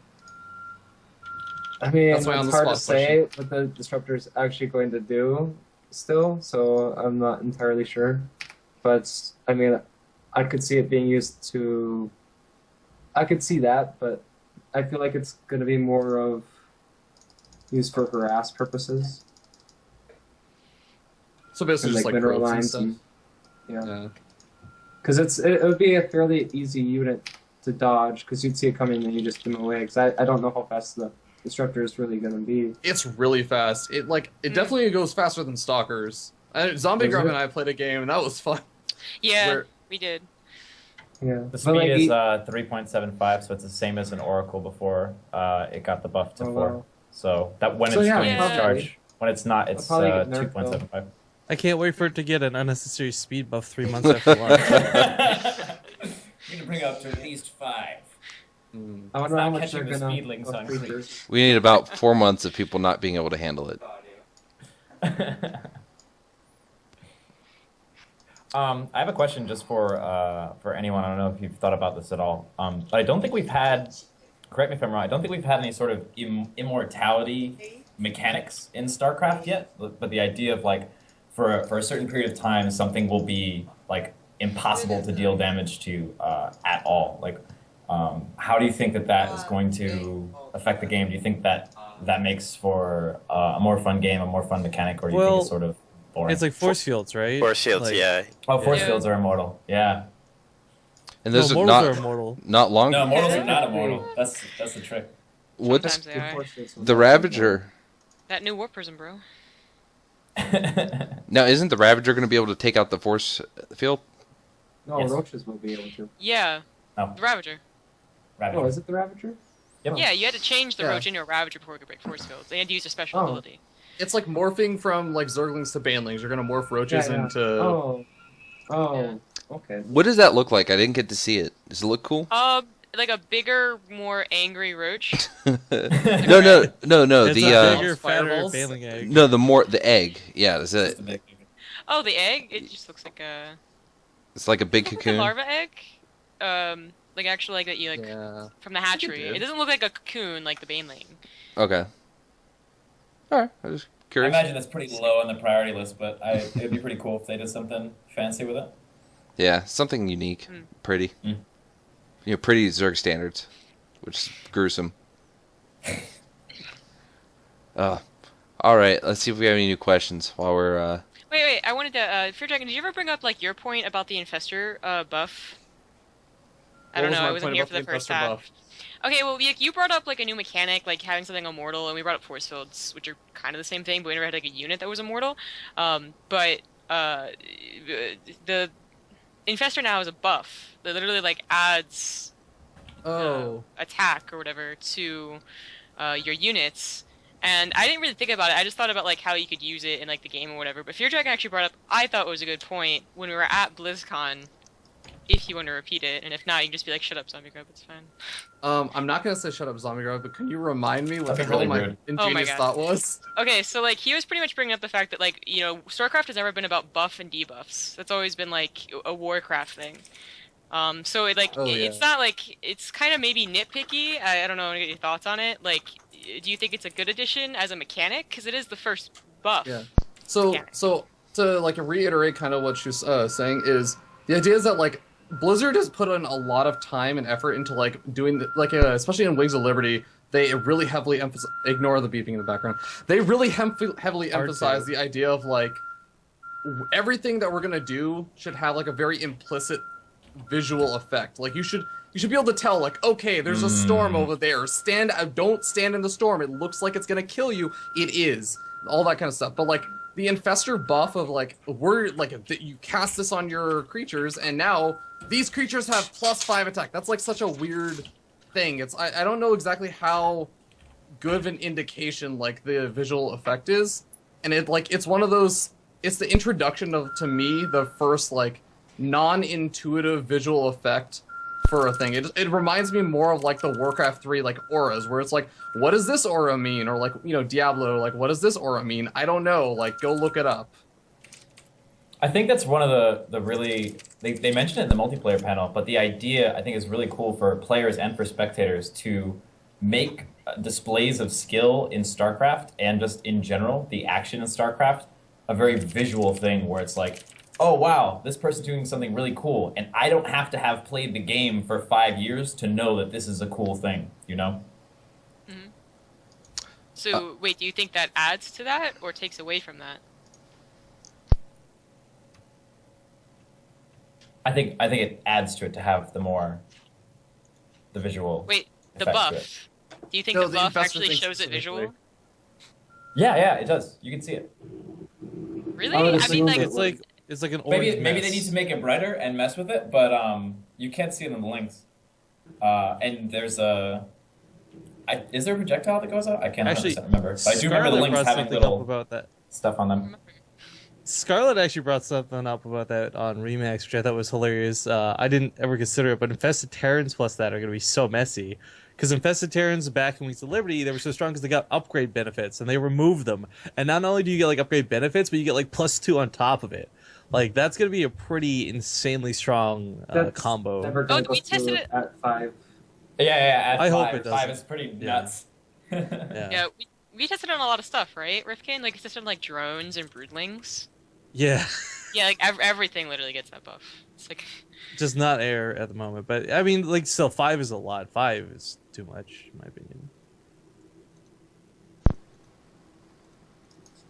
Are we done with Kind this? of cool to just like see like the tips of the zerglings just be like somewhat red in color, like brightened up. like Kind of enraged, weird aura. Yeah. bloodlust. Yeah. They'd have to do something specific then for like every single creature, right? Well, you could just make all of their arms like become red or something. I don't know.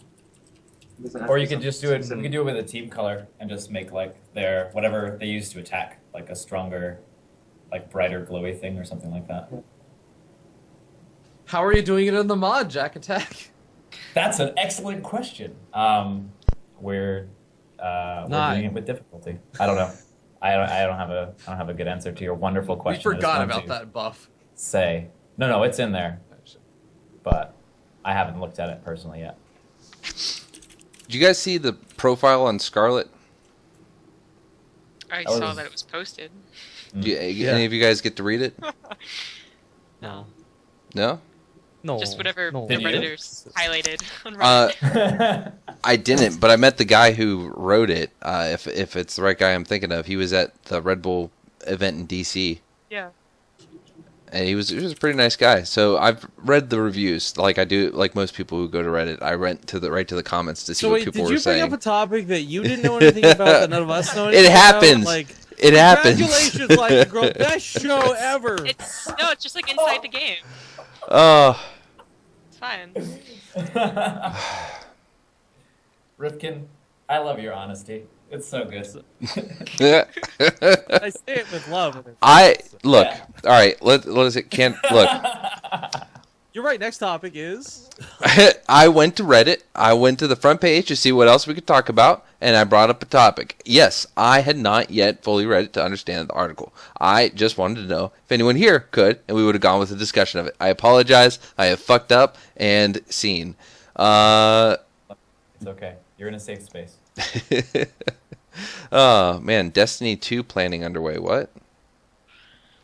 Apparently, Destiny walked around Home Story Cup with a notebook. Because it looks like he has a lot of stuff written out for Destiny. I like that Destiny was taking like people's picture requests. I thought that was really cool. He just basically tweeted like, if you guys want pictures of anything, let me know. And people were saying like, get a picture of TLO, take a selfie, or like a picture of a Korean player without them knowing. Like, I thought that was actually kind of. I wish more people would do that. It sounds so weird, but I thought it was really cool. Real quick before we get to Destiny, what is Dark Swarm? Is that something from Brood War? The spell Dark Swarm? Yeah, it's Blinding Cloud.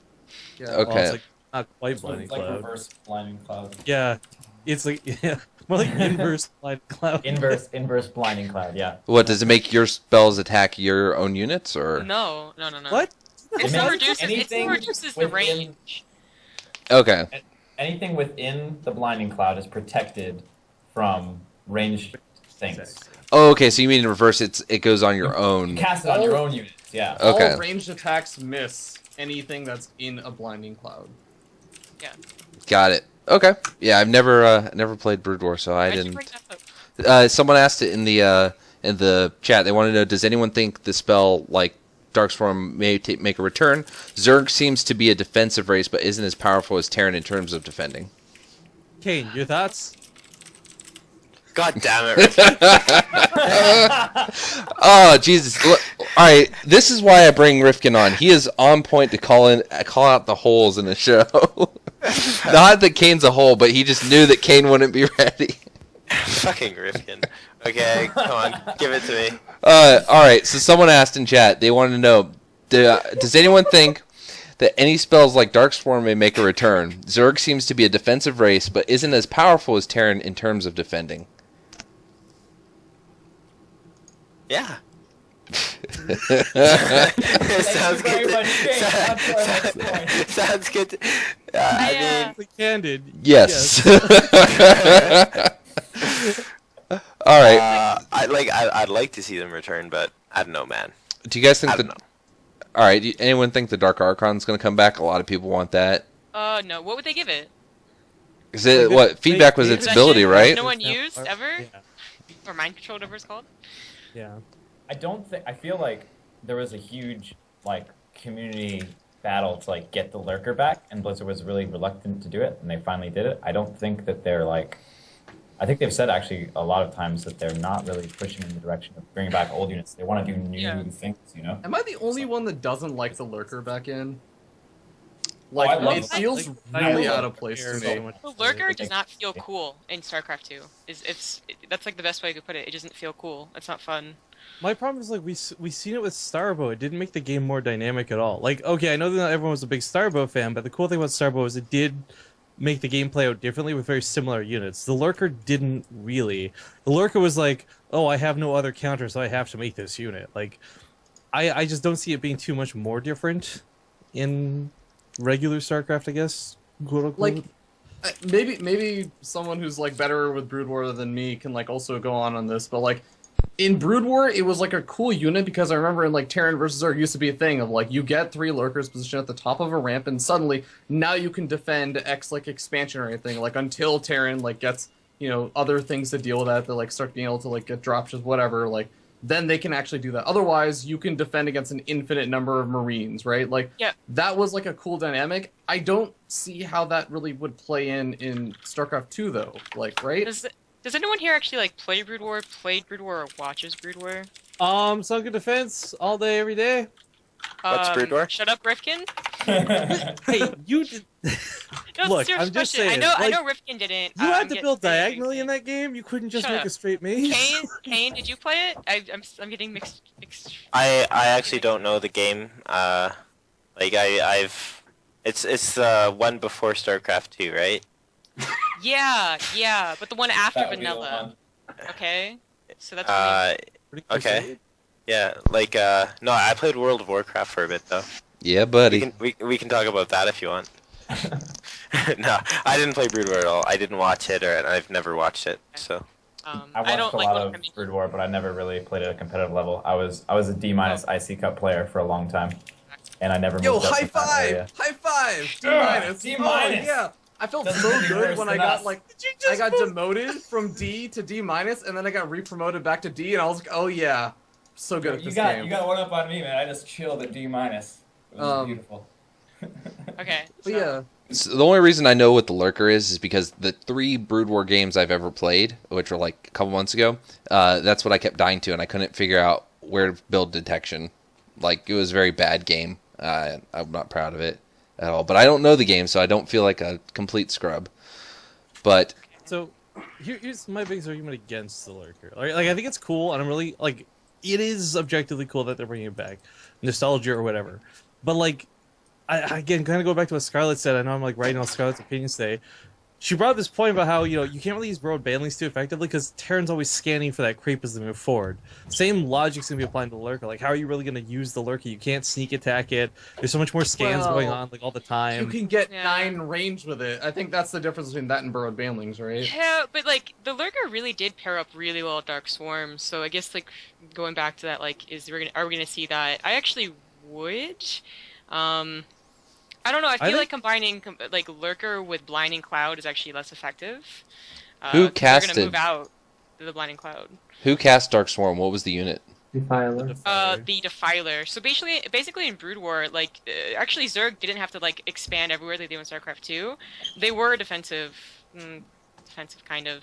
But like the goal was to get like really high tech, right? Like you survive, and then you get like this really awesome tech, and then you start like the late game Brood War, which is really awesome to see. Dark Swarms over there, Lurkers over there, maybe Ultras, I guess, depending on what matchup, but Lurkers, I really don't know how they're going to play out in StarCraft 2. They don't feel as cool, they don't look as cool. They look like fat little, like, spiders, which aren't very cool at all. They need to update that model. what's wrong with fat spiders? It doesn't make any sense. How do they Need to hang get to in the a web gym. if they're fat? Okay? Let's do this, Because they Kane. got so much web in them, they are fat because of it. It's all stored up. Shit. They like coil it up, It's like... Fat Oh. webby bastards. No, I've got high hopes for like everything that they're bringing. I've got high hopes for, but at the same time, like I'm pretty sure people are so focused on like, okay, the Cyclone is so ridiculous. There's no way it makes it to live. And at the same time, I'm kind of like, well, the Lurker's so underwhelming. There's no way it makes it to live in its current form. Like, I'm pretty positive. Like, I don't have inside information here, but I'm pretty positive they're planning to tweak everything, not just like the insanely ridiculous things we saw in the show matches. So. Yeah, like Lurkers, they could be cool. Maybe they'll change something, but if they just port it from what it was, I don't think it's that dynamic, and I don't think it's that interesting. I don't know, Yeah, dude. I think Like that Zerg, everything is gonna change, man, for sure. There's not gonna be like Yeah. a single thing that goes all the way through from BlizzCon. Yeah. while I agree It'll with be that, changed. I don't really get the underwhelming sense because if you think of it, like I imagine like ZVT, Terran, sure, they're like scanning, cleaning up creep, awesome. They encounter a lurker. Now you have to like individually micro out like a handful of Marines to like go scan and kill it off because it's gonna So do like massive split like splash you would damage. versus Banelings. Yeah, but you don't have to split versus burrowed banelings, right? It's not even like it's not like on the same level at all. You're requiring a lot more out of the Terran, right? For like a single Well- lurker just on the map. And if they Terran- don't scan, they take like massive splash damage on like really squishy units like Marines. Why wouldn't the lurker be like the swarm? Okay, let me rephrase this question. Like the reason that you go mutilating bling a lot of times is that it's really really fast, right? Like it's very effective against the bio of Terran. But like, isn't the lurker the same problem kind of as a swarm host? It's pretty slow. I mean, it's not as slow, I don't think, like literally in the numbers, but you still have to wait for it to burrow and then do its damage, and they have to unburrow and run away. So like, would it be the same answer as someone who went against bio with Swarm Host? Would he just ignore the lurkers? Like, I peace? mean, we can pick up siege tanks off medevac, so. Oh god. Oh my god! You can Yeah! actually drop No, the oh siege my god, tank, that would be so good. shoot, and before the spikes reach the siege tank, pick up again. Actually, that's probably what's gonna Oh my happen. God. It's gonna be really I mean- super Pretty effective. sick. We're like busy talking about bio, but guys, it's the fucking siege tanks. Like, let's not forget about those. Yeah. I think if you think about it, like, it's gonna make Terrans have to open up probably with Ravens, because if a Zerg player is to play Lurkers, they're probably just gonna put them randomly on the pathings to force scans, and if they don't scan, they lose like 6 Marines or something as they're pushing out. Something along those lines, I would think. Well, one of the interesting things that might be fun is that they put stop position lurkers in the hotkeys. So it's just like you can just say lurkers don't fire. Wait till the bio ball's directly above your lurkers and like hit them just as you would like a bailing landmine. But they just stay there and they have to like react. So I think it'd be really cool to see that sort of like Raven play having to be forced out of the bio player. But if Ravens are gonna be forced, Terran here, no bias. Really like Ravens. They're like really good, right? Everyone says they're good. It's like late game. They are really good, especially if you have a lot. But investing them so early, there is a reason why Terrans don't do it, right? I'm not a professional player, but pro gamers do not invest into Ravens early unless they're really forced to. And there's got to be a good reason for that, right? So like, the Science Vessel is so useful in Brood War. You always wanted one in your army in all the matchup. Well, maybe not TBT, I don't know. But versus Protoss and versus Zerg. But like Raven, like early on, instead of like all the medevacs you would usually have, doesn't seem as useful. I just realized that the Raven and the Science Vessel are different units. Wait, what? Like legit? I just realized that Raven and the Science Vessel are like basically the same unit, except not. Except not at all, because all the abilities. What are you are completely asserting? different. So They can't they attack. just- They can't They're attack. He's flying right. caster units that are slow Yeah. for Terran. yeah, It costs too much gas. they do cost a lot of gas, but like the Science Vessel had some really cool. I mean, like a Radiate was fucking baller. Even Defense Matrix made like really cool micro. Dude, EMP was really cool. except for that. Yeah, of course. I'm thinking against Zerg, right? But yeah, even then, they wouldn't be useful against Protoss as useful anymore because they don't have EMP. Ghost would still have it. But anyways, like a Radiant micro is actually really important versus Zerg and Brood War. Especially if you're going like the SK style, I think it's called, where it's like pretty much Marine and then Science Vessels. Again, we have no idea what it's actually going to play out like, because we're only talking about these 2 units, right? But then there's like so many other mechanics that are going to go on. Like, is it going to be Marine, Tank, Science Vessel, Turtle until you feel comfortable pushing out against Lurkers? Is that going to be like the new way to play? I don't know. Because that's how Starbow played out. I gotta be honest, it was kind of boring watching those games. What games? For like when because they had Lurkers in Starbow, right? Like I know the Brood War experience you do, but like that's pretty much how Starbow played out most of the time too. Second Lurkers got revealed, it was Turtle, while you got enough tanks out to eventually push, and then by then either the Zerg player had Dark Swarm and could stop you, or they didn't and they lost. I mean, it was... Well, I feel like one of the main things that like lurkers could do is like you could put 3 lurkers at the top of a ramp, and that ramp was like done. You can't get anything up it anymore. And like siege tanks did ridiculous amounts of damage, and there was like this super hard space control going on, and there was like a battle for that. But I don't think that is something that exists in StarCraft 2, and I don't think it's something that is going to exist in StarCraft 2 unless like there's some massive changes that are going on, you know? So it'll be interesting to see how the lurker ends up playing out, because there isn't, I think, that real opportunity for the lurker to be this hard space control unit unless it gets like a ridiculous damage buff, you know? Yeah, well, everything is so much more mobile. I mean, first we were given medevacs, and we were giving speed medevacs. So, like, okay, put 2 lurkers on your ramp defending your 4th all the way over there. Like, oh, so what? Like, I have 6 medevacs, which you did not have in Brood War, unless you really invest into a lot of dropships.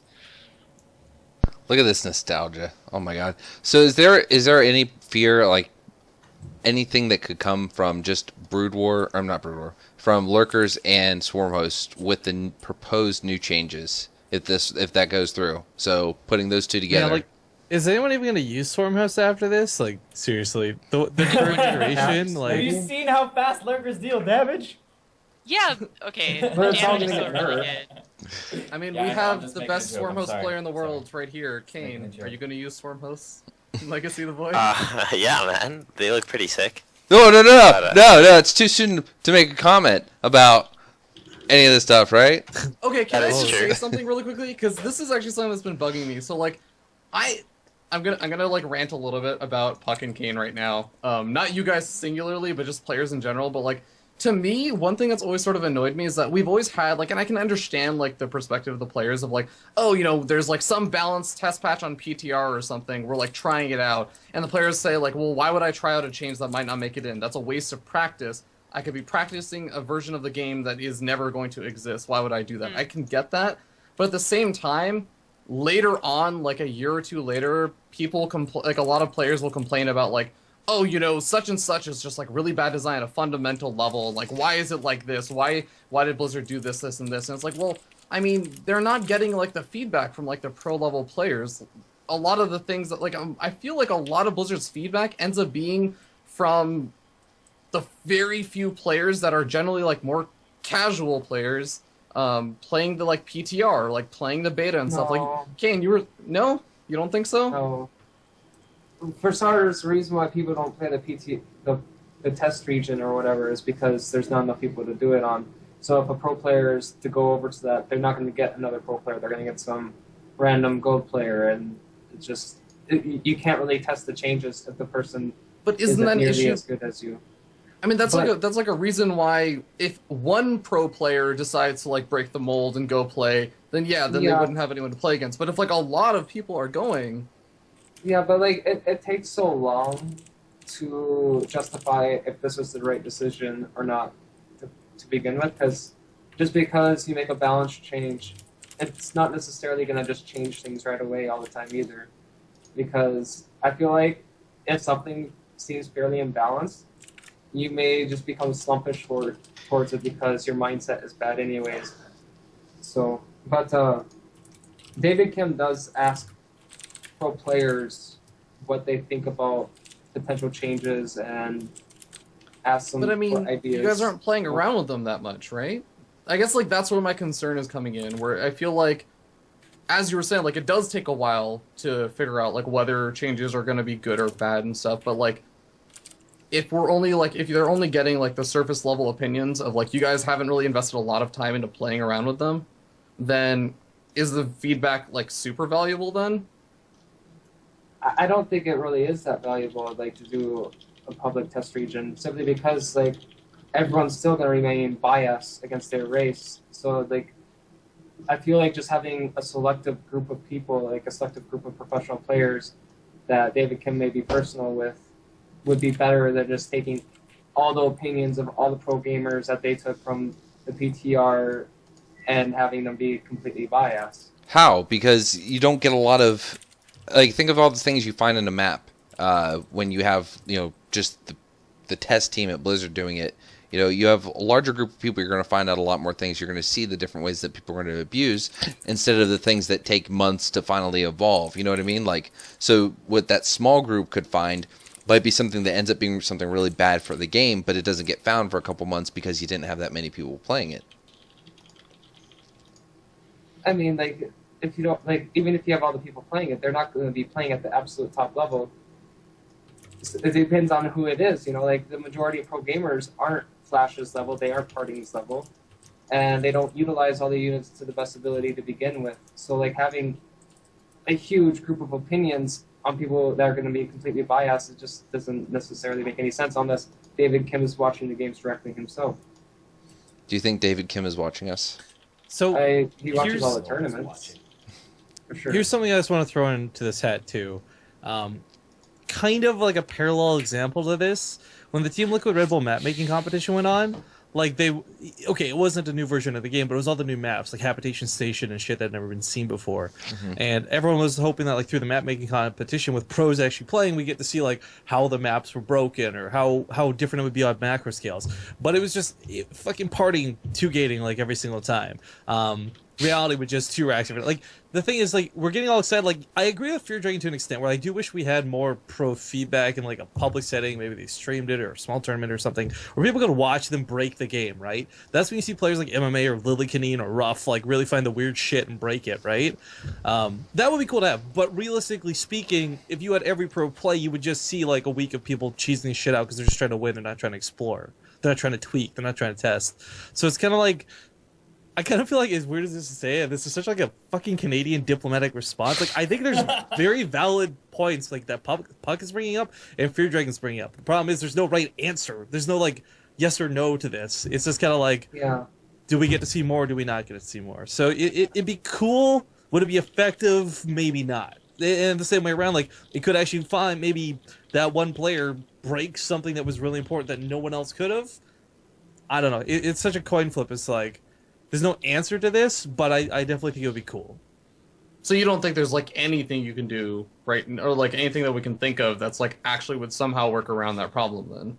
Unless like, there was more some sort of sense, like there needs to be some kind of incentive for pro players to play the public test region to begin with. You'd have to also put some stipulation like, hey guys, we don't want you to just fucking cheese every game, because you can't like, oh, the total $100 tournament on the new beta for Legacy of the Void. Well, everyone's just gonna pick Terran and make Cyclones, even if they don't play Terran right now, right? Like, so it's really hard to be like, how do you moderate that? I guess is the question.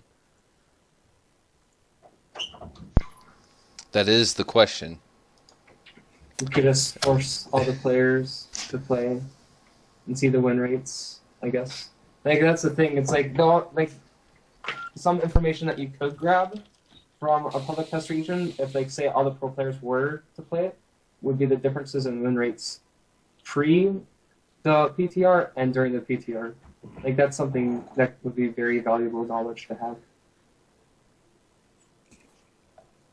What if Blizzard or somebody set up like PTR tournaments?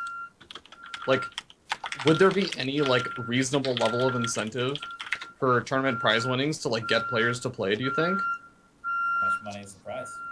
That's what I'm wondering. Like, how much would it take? You have more motivation and stuff like that. But I think the problem is sort of like StarCraft is a really complex game, and it takes a long time to develop. And I think you have to play it out for a while before people will discover even things that are broken or what's strong and what's weak. And I think that continues to change. So I don't really know. I think you'd have to have a very long PTR to actually get to the point where you're like, oh, okay, I can really understand that this is total effect on StarCraft 2 is going to have, you know? Yeah, there's no way there's going to be like 1 or 2 tournaments for PTR, and they're going to be like, we're hoping everyone's practicing. Like, it's going to be like 10 people practicing, or I don't know how many. Like, what I was suggesting is, like, if they were to do a PTR, it'd be cool if, like, they just took 1 week out of, like, the off-season of WCS and proposed changes, started up a PTR, forced people to play it, and see what the difference in win rates were on the same maps. Are you talking like Dream Pool style? Like, here, except No. for like, obviously not 3 No, months. same Like, it's about changing the game, not the maps. Keep the maps the same. If you want to change one variable, it's oh fine, so no, you change yeah. the... I mean, like, but do it the same way that they did Dream Pool, where they just kind of said, like, okay, guys, the next 3 months, you guys are gonna play on these maps. Yeah. Like, but, so it'd be like that. instead Like, with balance you'd changes. be forced to have to try out the changes, and say you took the previous week's win rates, just that one week's, and then compared them to the next week's on the PTR server with the slight changes. And like they could just do that periodically throughout the next couple of months and just see the difference in win rates, and then you can make small adjustments like that. Like if you force every single professional player, I would think that'd be pretty viable. That'd be really cool. That'd be cool. Actually. If like maybe not this year because we're doing Dream Pool or whatever, but like next year after WCS, they just say like we're gonna play around with a game balance or something for like the next 2 months, and just like I don't know, every like 2-3 weeks, like try something out. I don't remember how long the HOTS beta lasted. It was about 6 months to maybe a year, somewhere within that range. So apparently the Legacy of the Void is going to start in January, right? So that's 6 months. So WCS will still be going on. It'd be a much longer beta. That was actually a really weird thing at BlizzCon, because Red Eye got up there and he was just like, he like whispers into the microphone that January 2015 is going to be the Legacy of the Void beta. But like, was he making a mistake? Was he mixing it up with like Heroes beta or something like that? Because that's what the I heard. official stance was first half of 2015. I talked to I don't know if I should say his name, but I talked to someone, and I was so confused. I thought like I got that confused with Heroes. I thought I got it confused with Heroes because I heard Heroes also going into open beta, and I was like, "Is that true?" And he's like, "No, yeah, I also wondered about that because they were pushing out 2 games in a beta in the same month." And I was like, "Oh, all right." Oh, all right, okay. Insider info, January. I think it was pretty open to tell anyone, but I'm the only one who asked. Those. But yeah, but that would be really long beta if you were to wait till it was an off season. Unless you mean in between the seasons. So I think that's the question. I mean, it would have to be pretty close beta to the final product for people to start prepping on it and getting ready for tournament season. Right. Well, it wasn't until like the last month of HOTS beta where everyone just started playing Heart of the Swarm instead. So I came in at Heart of the Swarm. So can you guys fill me in on what it was like with that transition? Broodlords I know. I was gonna be like, back to my day, son. We basically went from Broodlords to Swarm hosts. No. That's it. Storm hosts weren't abused in the first few months. Oh, they there were was used a by some 2v people. Swarm. There was a Cats? 2v Swarm host build that Oh, everyone Cats. was doing. I remember the hot show matches, like Cats versus Vibe or something, and he tried to do swarm hosts. Yeah, those were good days. So Anyways. was it Broodlord Infestor? Was that was the HOTS, like beginning of HOTS? No, well, did anyone actually still try? I don't think anyone still tried after HOTS was released. No, they introduced Tempest and Right. Okay. No, I think the other thing was that they like made in Infestor fungal growth like a Yeah. projectile, and every Zerg was just like unanimously, we're never gonna make an Infestor ever again for the rest of our lives. This was also the time where gateway expanding was becoming popular, and all the Zergs were just simply dying to 3-gate, 4-gate aggression. So like Zergs couldn't even get to the point of Broodlord anyways. So what is the so let me think. God, I have nothing on that. It's just I've read a lot of the stories. I've gone back and I've watched a lot of VODs and the old VODs, and I really haven't seen too many though of the Broodlord Infestor. Even if you watched all the suggested VODs, they'd all be like really good games, right? Because they're suggested. There's no explaining how many games you played in cast. Right. All right, let's see what else we got. So I think this is probably BS, but I'm looking at it and there's a post that's saying Deezer is back, and Swoozie is back.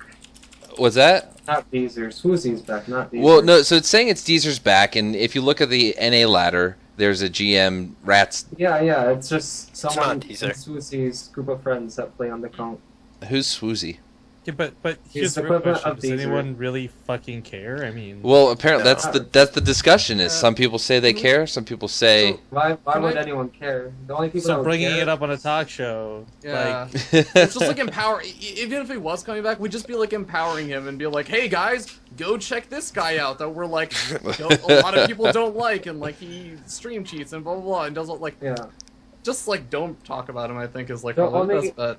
The only people who, like, the only reason people care if Deezer was back or not is people who watch Destiny stream in hopes that he starts harassing him and Destiny talks mad shit. That would be the only reason why.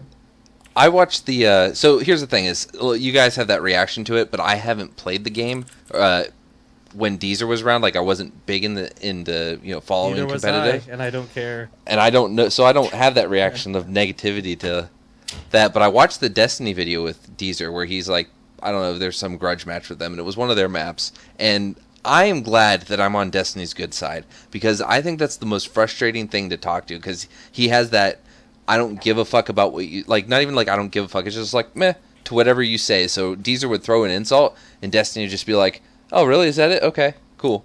And it's way more frustrating than getting a direct insult. And I think it's, I don't know, I'm just talking. That is accurate. Little bit. That is happening. Yeah.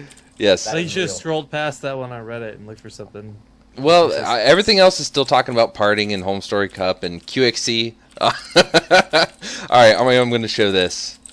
And this is QXC's reaction to parting winning. So, I feel his pain. all right, here's the GIF. I think it's about to. There. Here it goes. I think it was more of him. It wasn't him disapproving of parting at all. It was more of I'm The way that pretty sure game he ended. just wanted to win himself. So at first, I think it's just Kevin being Kevin. Like, you look at it and you're just thinking, okay, that's just Kevin. He's kind of chill, whatever. But you see that after he gets the medal put on his neck, Kevin just kind of like swings his head around and turns the chair back towards his computer. Yeah, man. He has the esports passion. He wants that medal himself. Was that it, or is he wanted No, for Flash? That's entirely it. Knowing QXC, Like, he's not the type of person to dislike someone just because he's more like, I want to win, I want that trophy, and I want the victory. Oh, I don't think he disliked him. I don't think that at all. He's living vicariously through Flash, man. That's what came down to. He latched on to his Terran brother. That's good. All right, I'm getting ready to wrap this up. I don't think we have anything else to talk to. I'll ramble and make more of an ass of myself, and I'd like to limit that. Oh, let's real quick. PuCK, you've been streaming, you've been laddering. What are you thinking of the Dream Pool? I personally like it.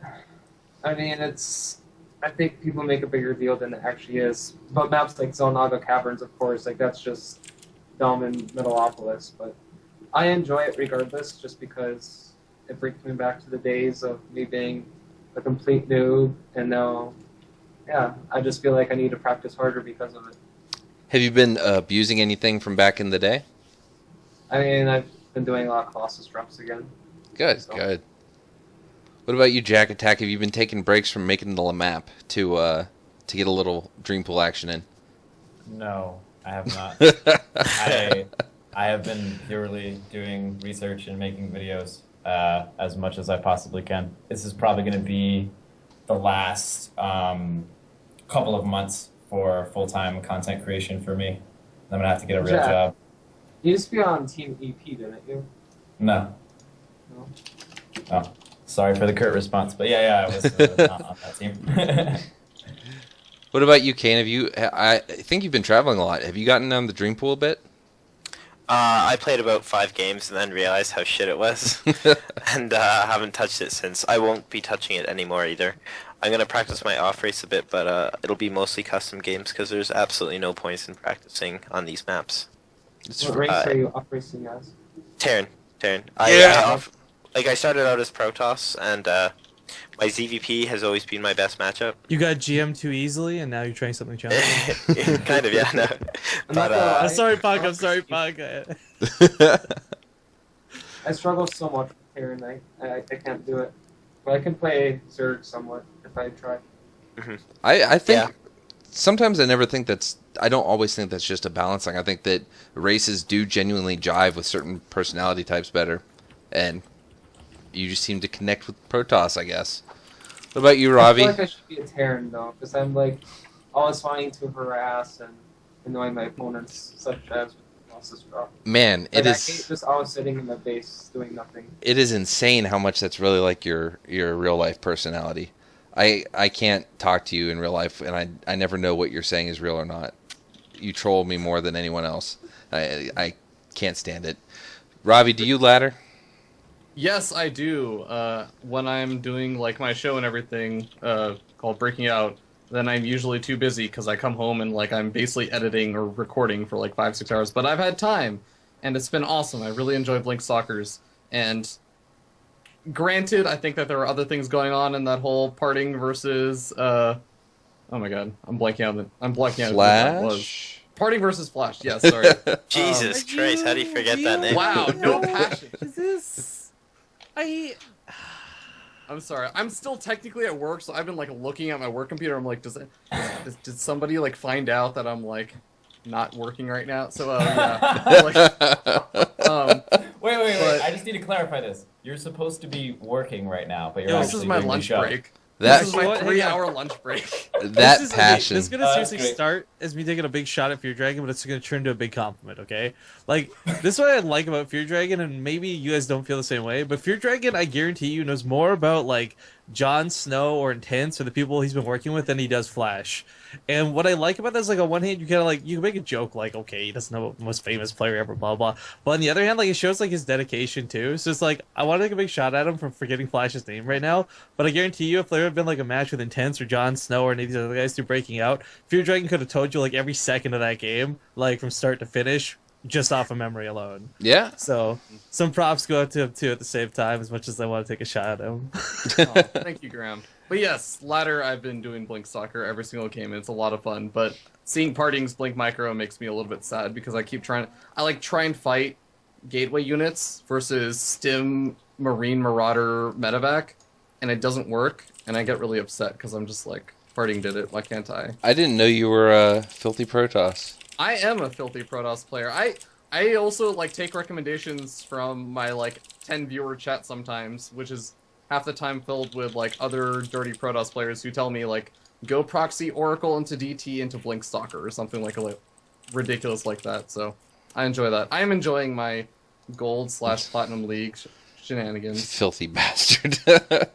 Good though. I'm glad you're having fun. I haven't actually. Let me talk about a month away. It doesn't matter if you're a Gold League scrub like myself. A month away does a horrible number on your mechanics. Like, I'm floating 1,000 minerals and doing all kinds of silly stuff that even in gold I don't normally do, and it feels pretty stupid. And then I get called a noob and I rage, which I shouldn't do. Zombie, have you been laddering? No.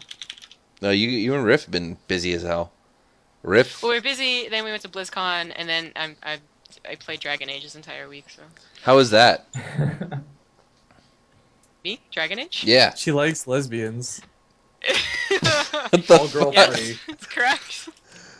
I was wondering how. Well, actually, no, because I told you, right? But when I tweeted how I'm gonna totally romance the hell out of that one chick, I didn't realize about how few people probably realized that I was actually playing a female myself. But... yeah, dude, she's a pirate that like leaps on people and she's like 2 daggers. Okay, there's no like anyone would choose that option. All right.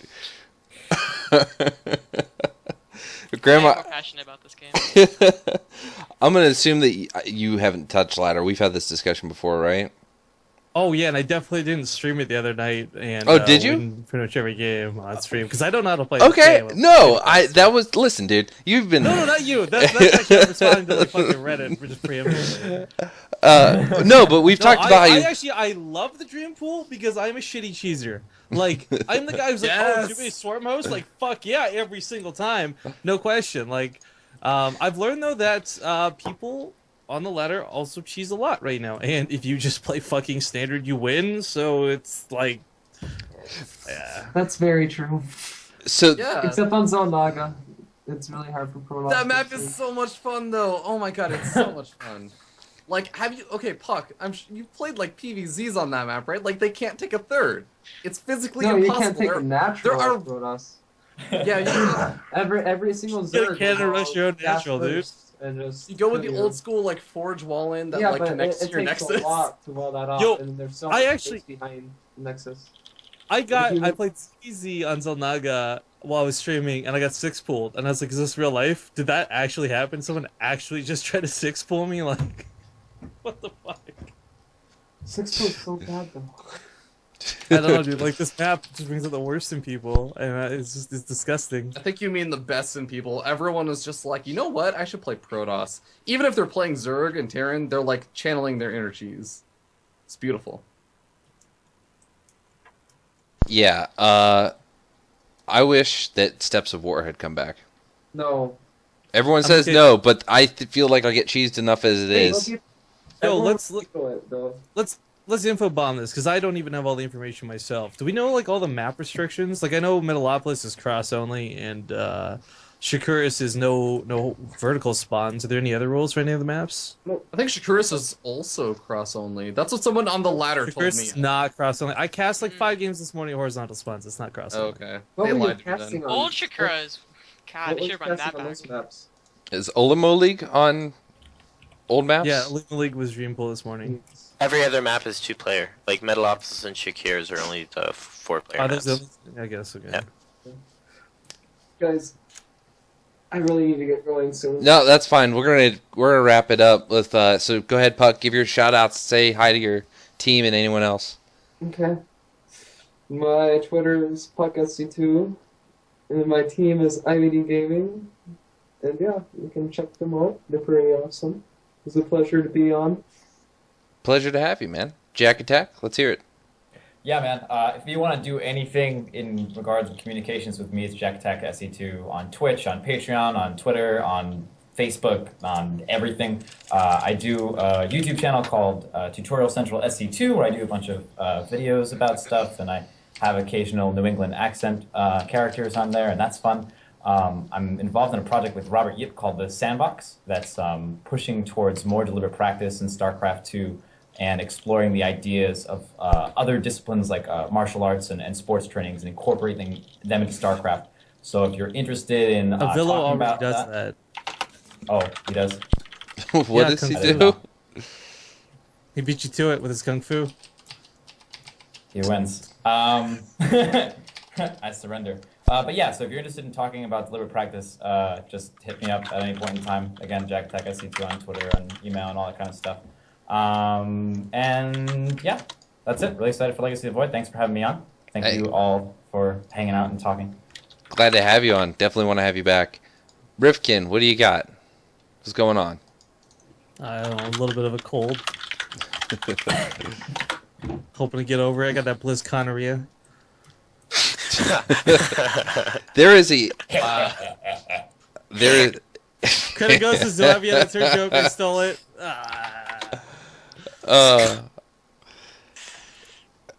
It's true though. Like, I they're don't know. gross. Boys is coming up. Hopefully, Kane kicks some ass. That's about it. Yeah, awesome. Hey, real quick. Yeah, to make it cheery. All right, I'm gonna real quick take a break between shoutouts to say, hey, if you guys have seen the Ascended Star League, they do a lot of tournaments. They do a lot of really good stuff. They're doing a crowdfunding campaign. I just posted it in the chat. It's an Indiegogo, so whatever you donate, it's going to go to them, even if they don't make the max. But they also help keep Gosu Pizza alive, which is starting up again. So please, if you want to check them out, look at their work. It's all on YouTube and all that. And yeah, there's that. Kane, you tired, but awesome man. What do you got? Shout out to MYI. Shout out to Take for an awesome event this weekend. Shout out to Logitech, Bison, Esports Clothing, World of CD Keys for sponsoring MYI.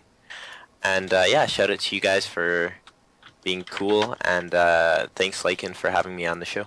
Always great to have you, dude. Zombie, last minute show up, but I really appreciate you taking the invite to come on. How you doing? Good, man. I'm talking to chat right now. Hell yeah. Keep that chat alive. They're nice people sometimes. Yeah, the chat is awesome. Shout out to the chat. Fucking chat. You go, chat. You have any shout outs you want to give other than chat? Shouting out the chat, you're like, fucking chat. Stealing my goddamn thunder. I This is meant- my show. That's chat's show. Fucking chat. I meant positive fucking chat. Like, fucking chat, man. I really like how the chat got like the most rambunctious when we talked about Brood War 2. That nostalgia. All like people like all the Brood War people that like apparently hide in StarCraft 2 chats because they're afraid to talk about it because they don't want to like make it look like they're not Brood War elitists just popped out. They're like, no, I know. Yo, playing Brood War is like being a vegetarian. Like, as soon as you say it, everyone thinks that you're being like a total hipster or like You an know elitist. when you're a Brood War player, they'll tell you. I say this as a vegan because it's like I have to avoid ever mentioning it. Otherwise, people just assume like, oh, you're like you think that you're like so cool. It's like, no, I actually that's actually not at all why I brought it up. No. But no, all jokes aside, I actually do like some people did know more about Brood War, and it would be really cool to have like old Brood War players come and talk about Legacy of the Void, but that rarely seems to happen. Someone asks like a Brood War question once, and when like all these players are on, and then they just like gloss over it, and I'm like, damn it, I really wanted to know what your thoughts were on it. But anyways, you can follow me on Twitter at TG Gaming. It's was awesome. And what do you guys casting tomorrow for anything? Tomorrow? What the hell is tomorrow? Oh, no, I don't think so. Cool. Feardragon, thank you for coming on. Glad to have you. First time appearance for you as well. Any shout outs? Thanks for having me. Yeah, you can catch me on everything, Twitter, YouTube, Twitch at Feardragon64. I do chill streams if you want to get casted by a really shitty caster. You can come to my stream and I'll cast you. Thank you for having me on, Lycan, and thank you to Amazon for not firing me while I'm supposed to be working and instead talking about StarCraft with really awesome people. And shout out to everyone in the chat, I guess. Shout out to Rifkin. I guess. Hey, thank you. Except for Rifkin. Thank you all for coming. JaKaTaK, PuCK, Kane, Rifkin, Zombie Grub, Feardragon. Thank you all for coming. Thank you, Rifkin, for jumping on my ass several times. Keeps me in line and all that. That face. Anyway, ladies and gentlemen, that's all from me. That's all from us. You guys have a great week, and we'll see you next week on the late game. Please follow, and good night.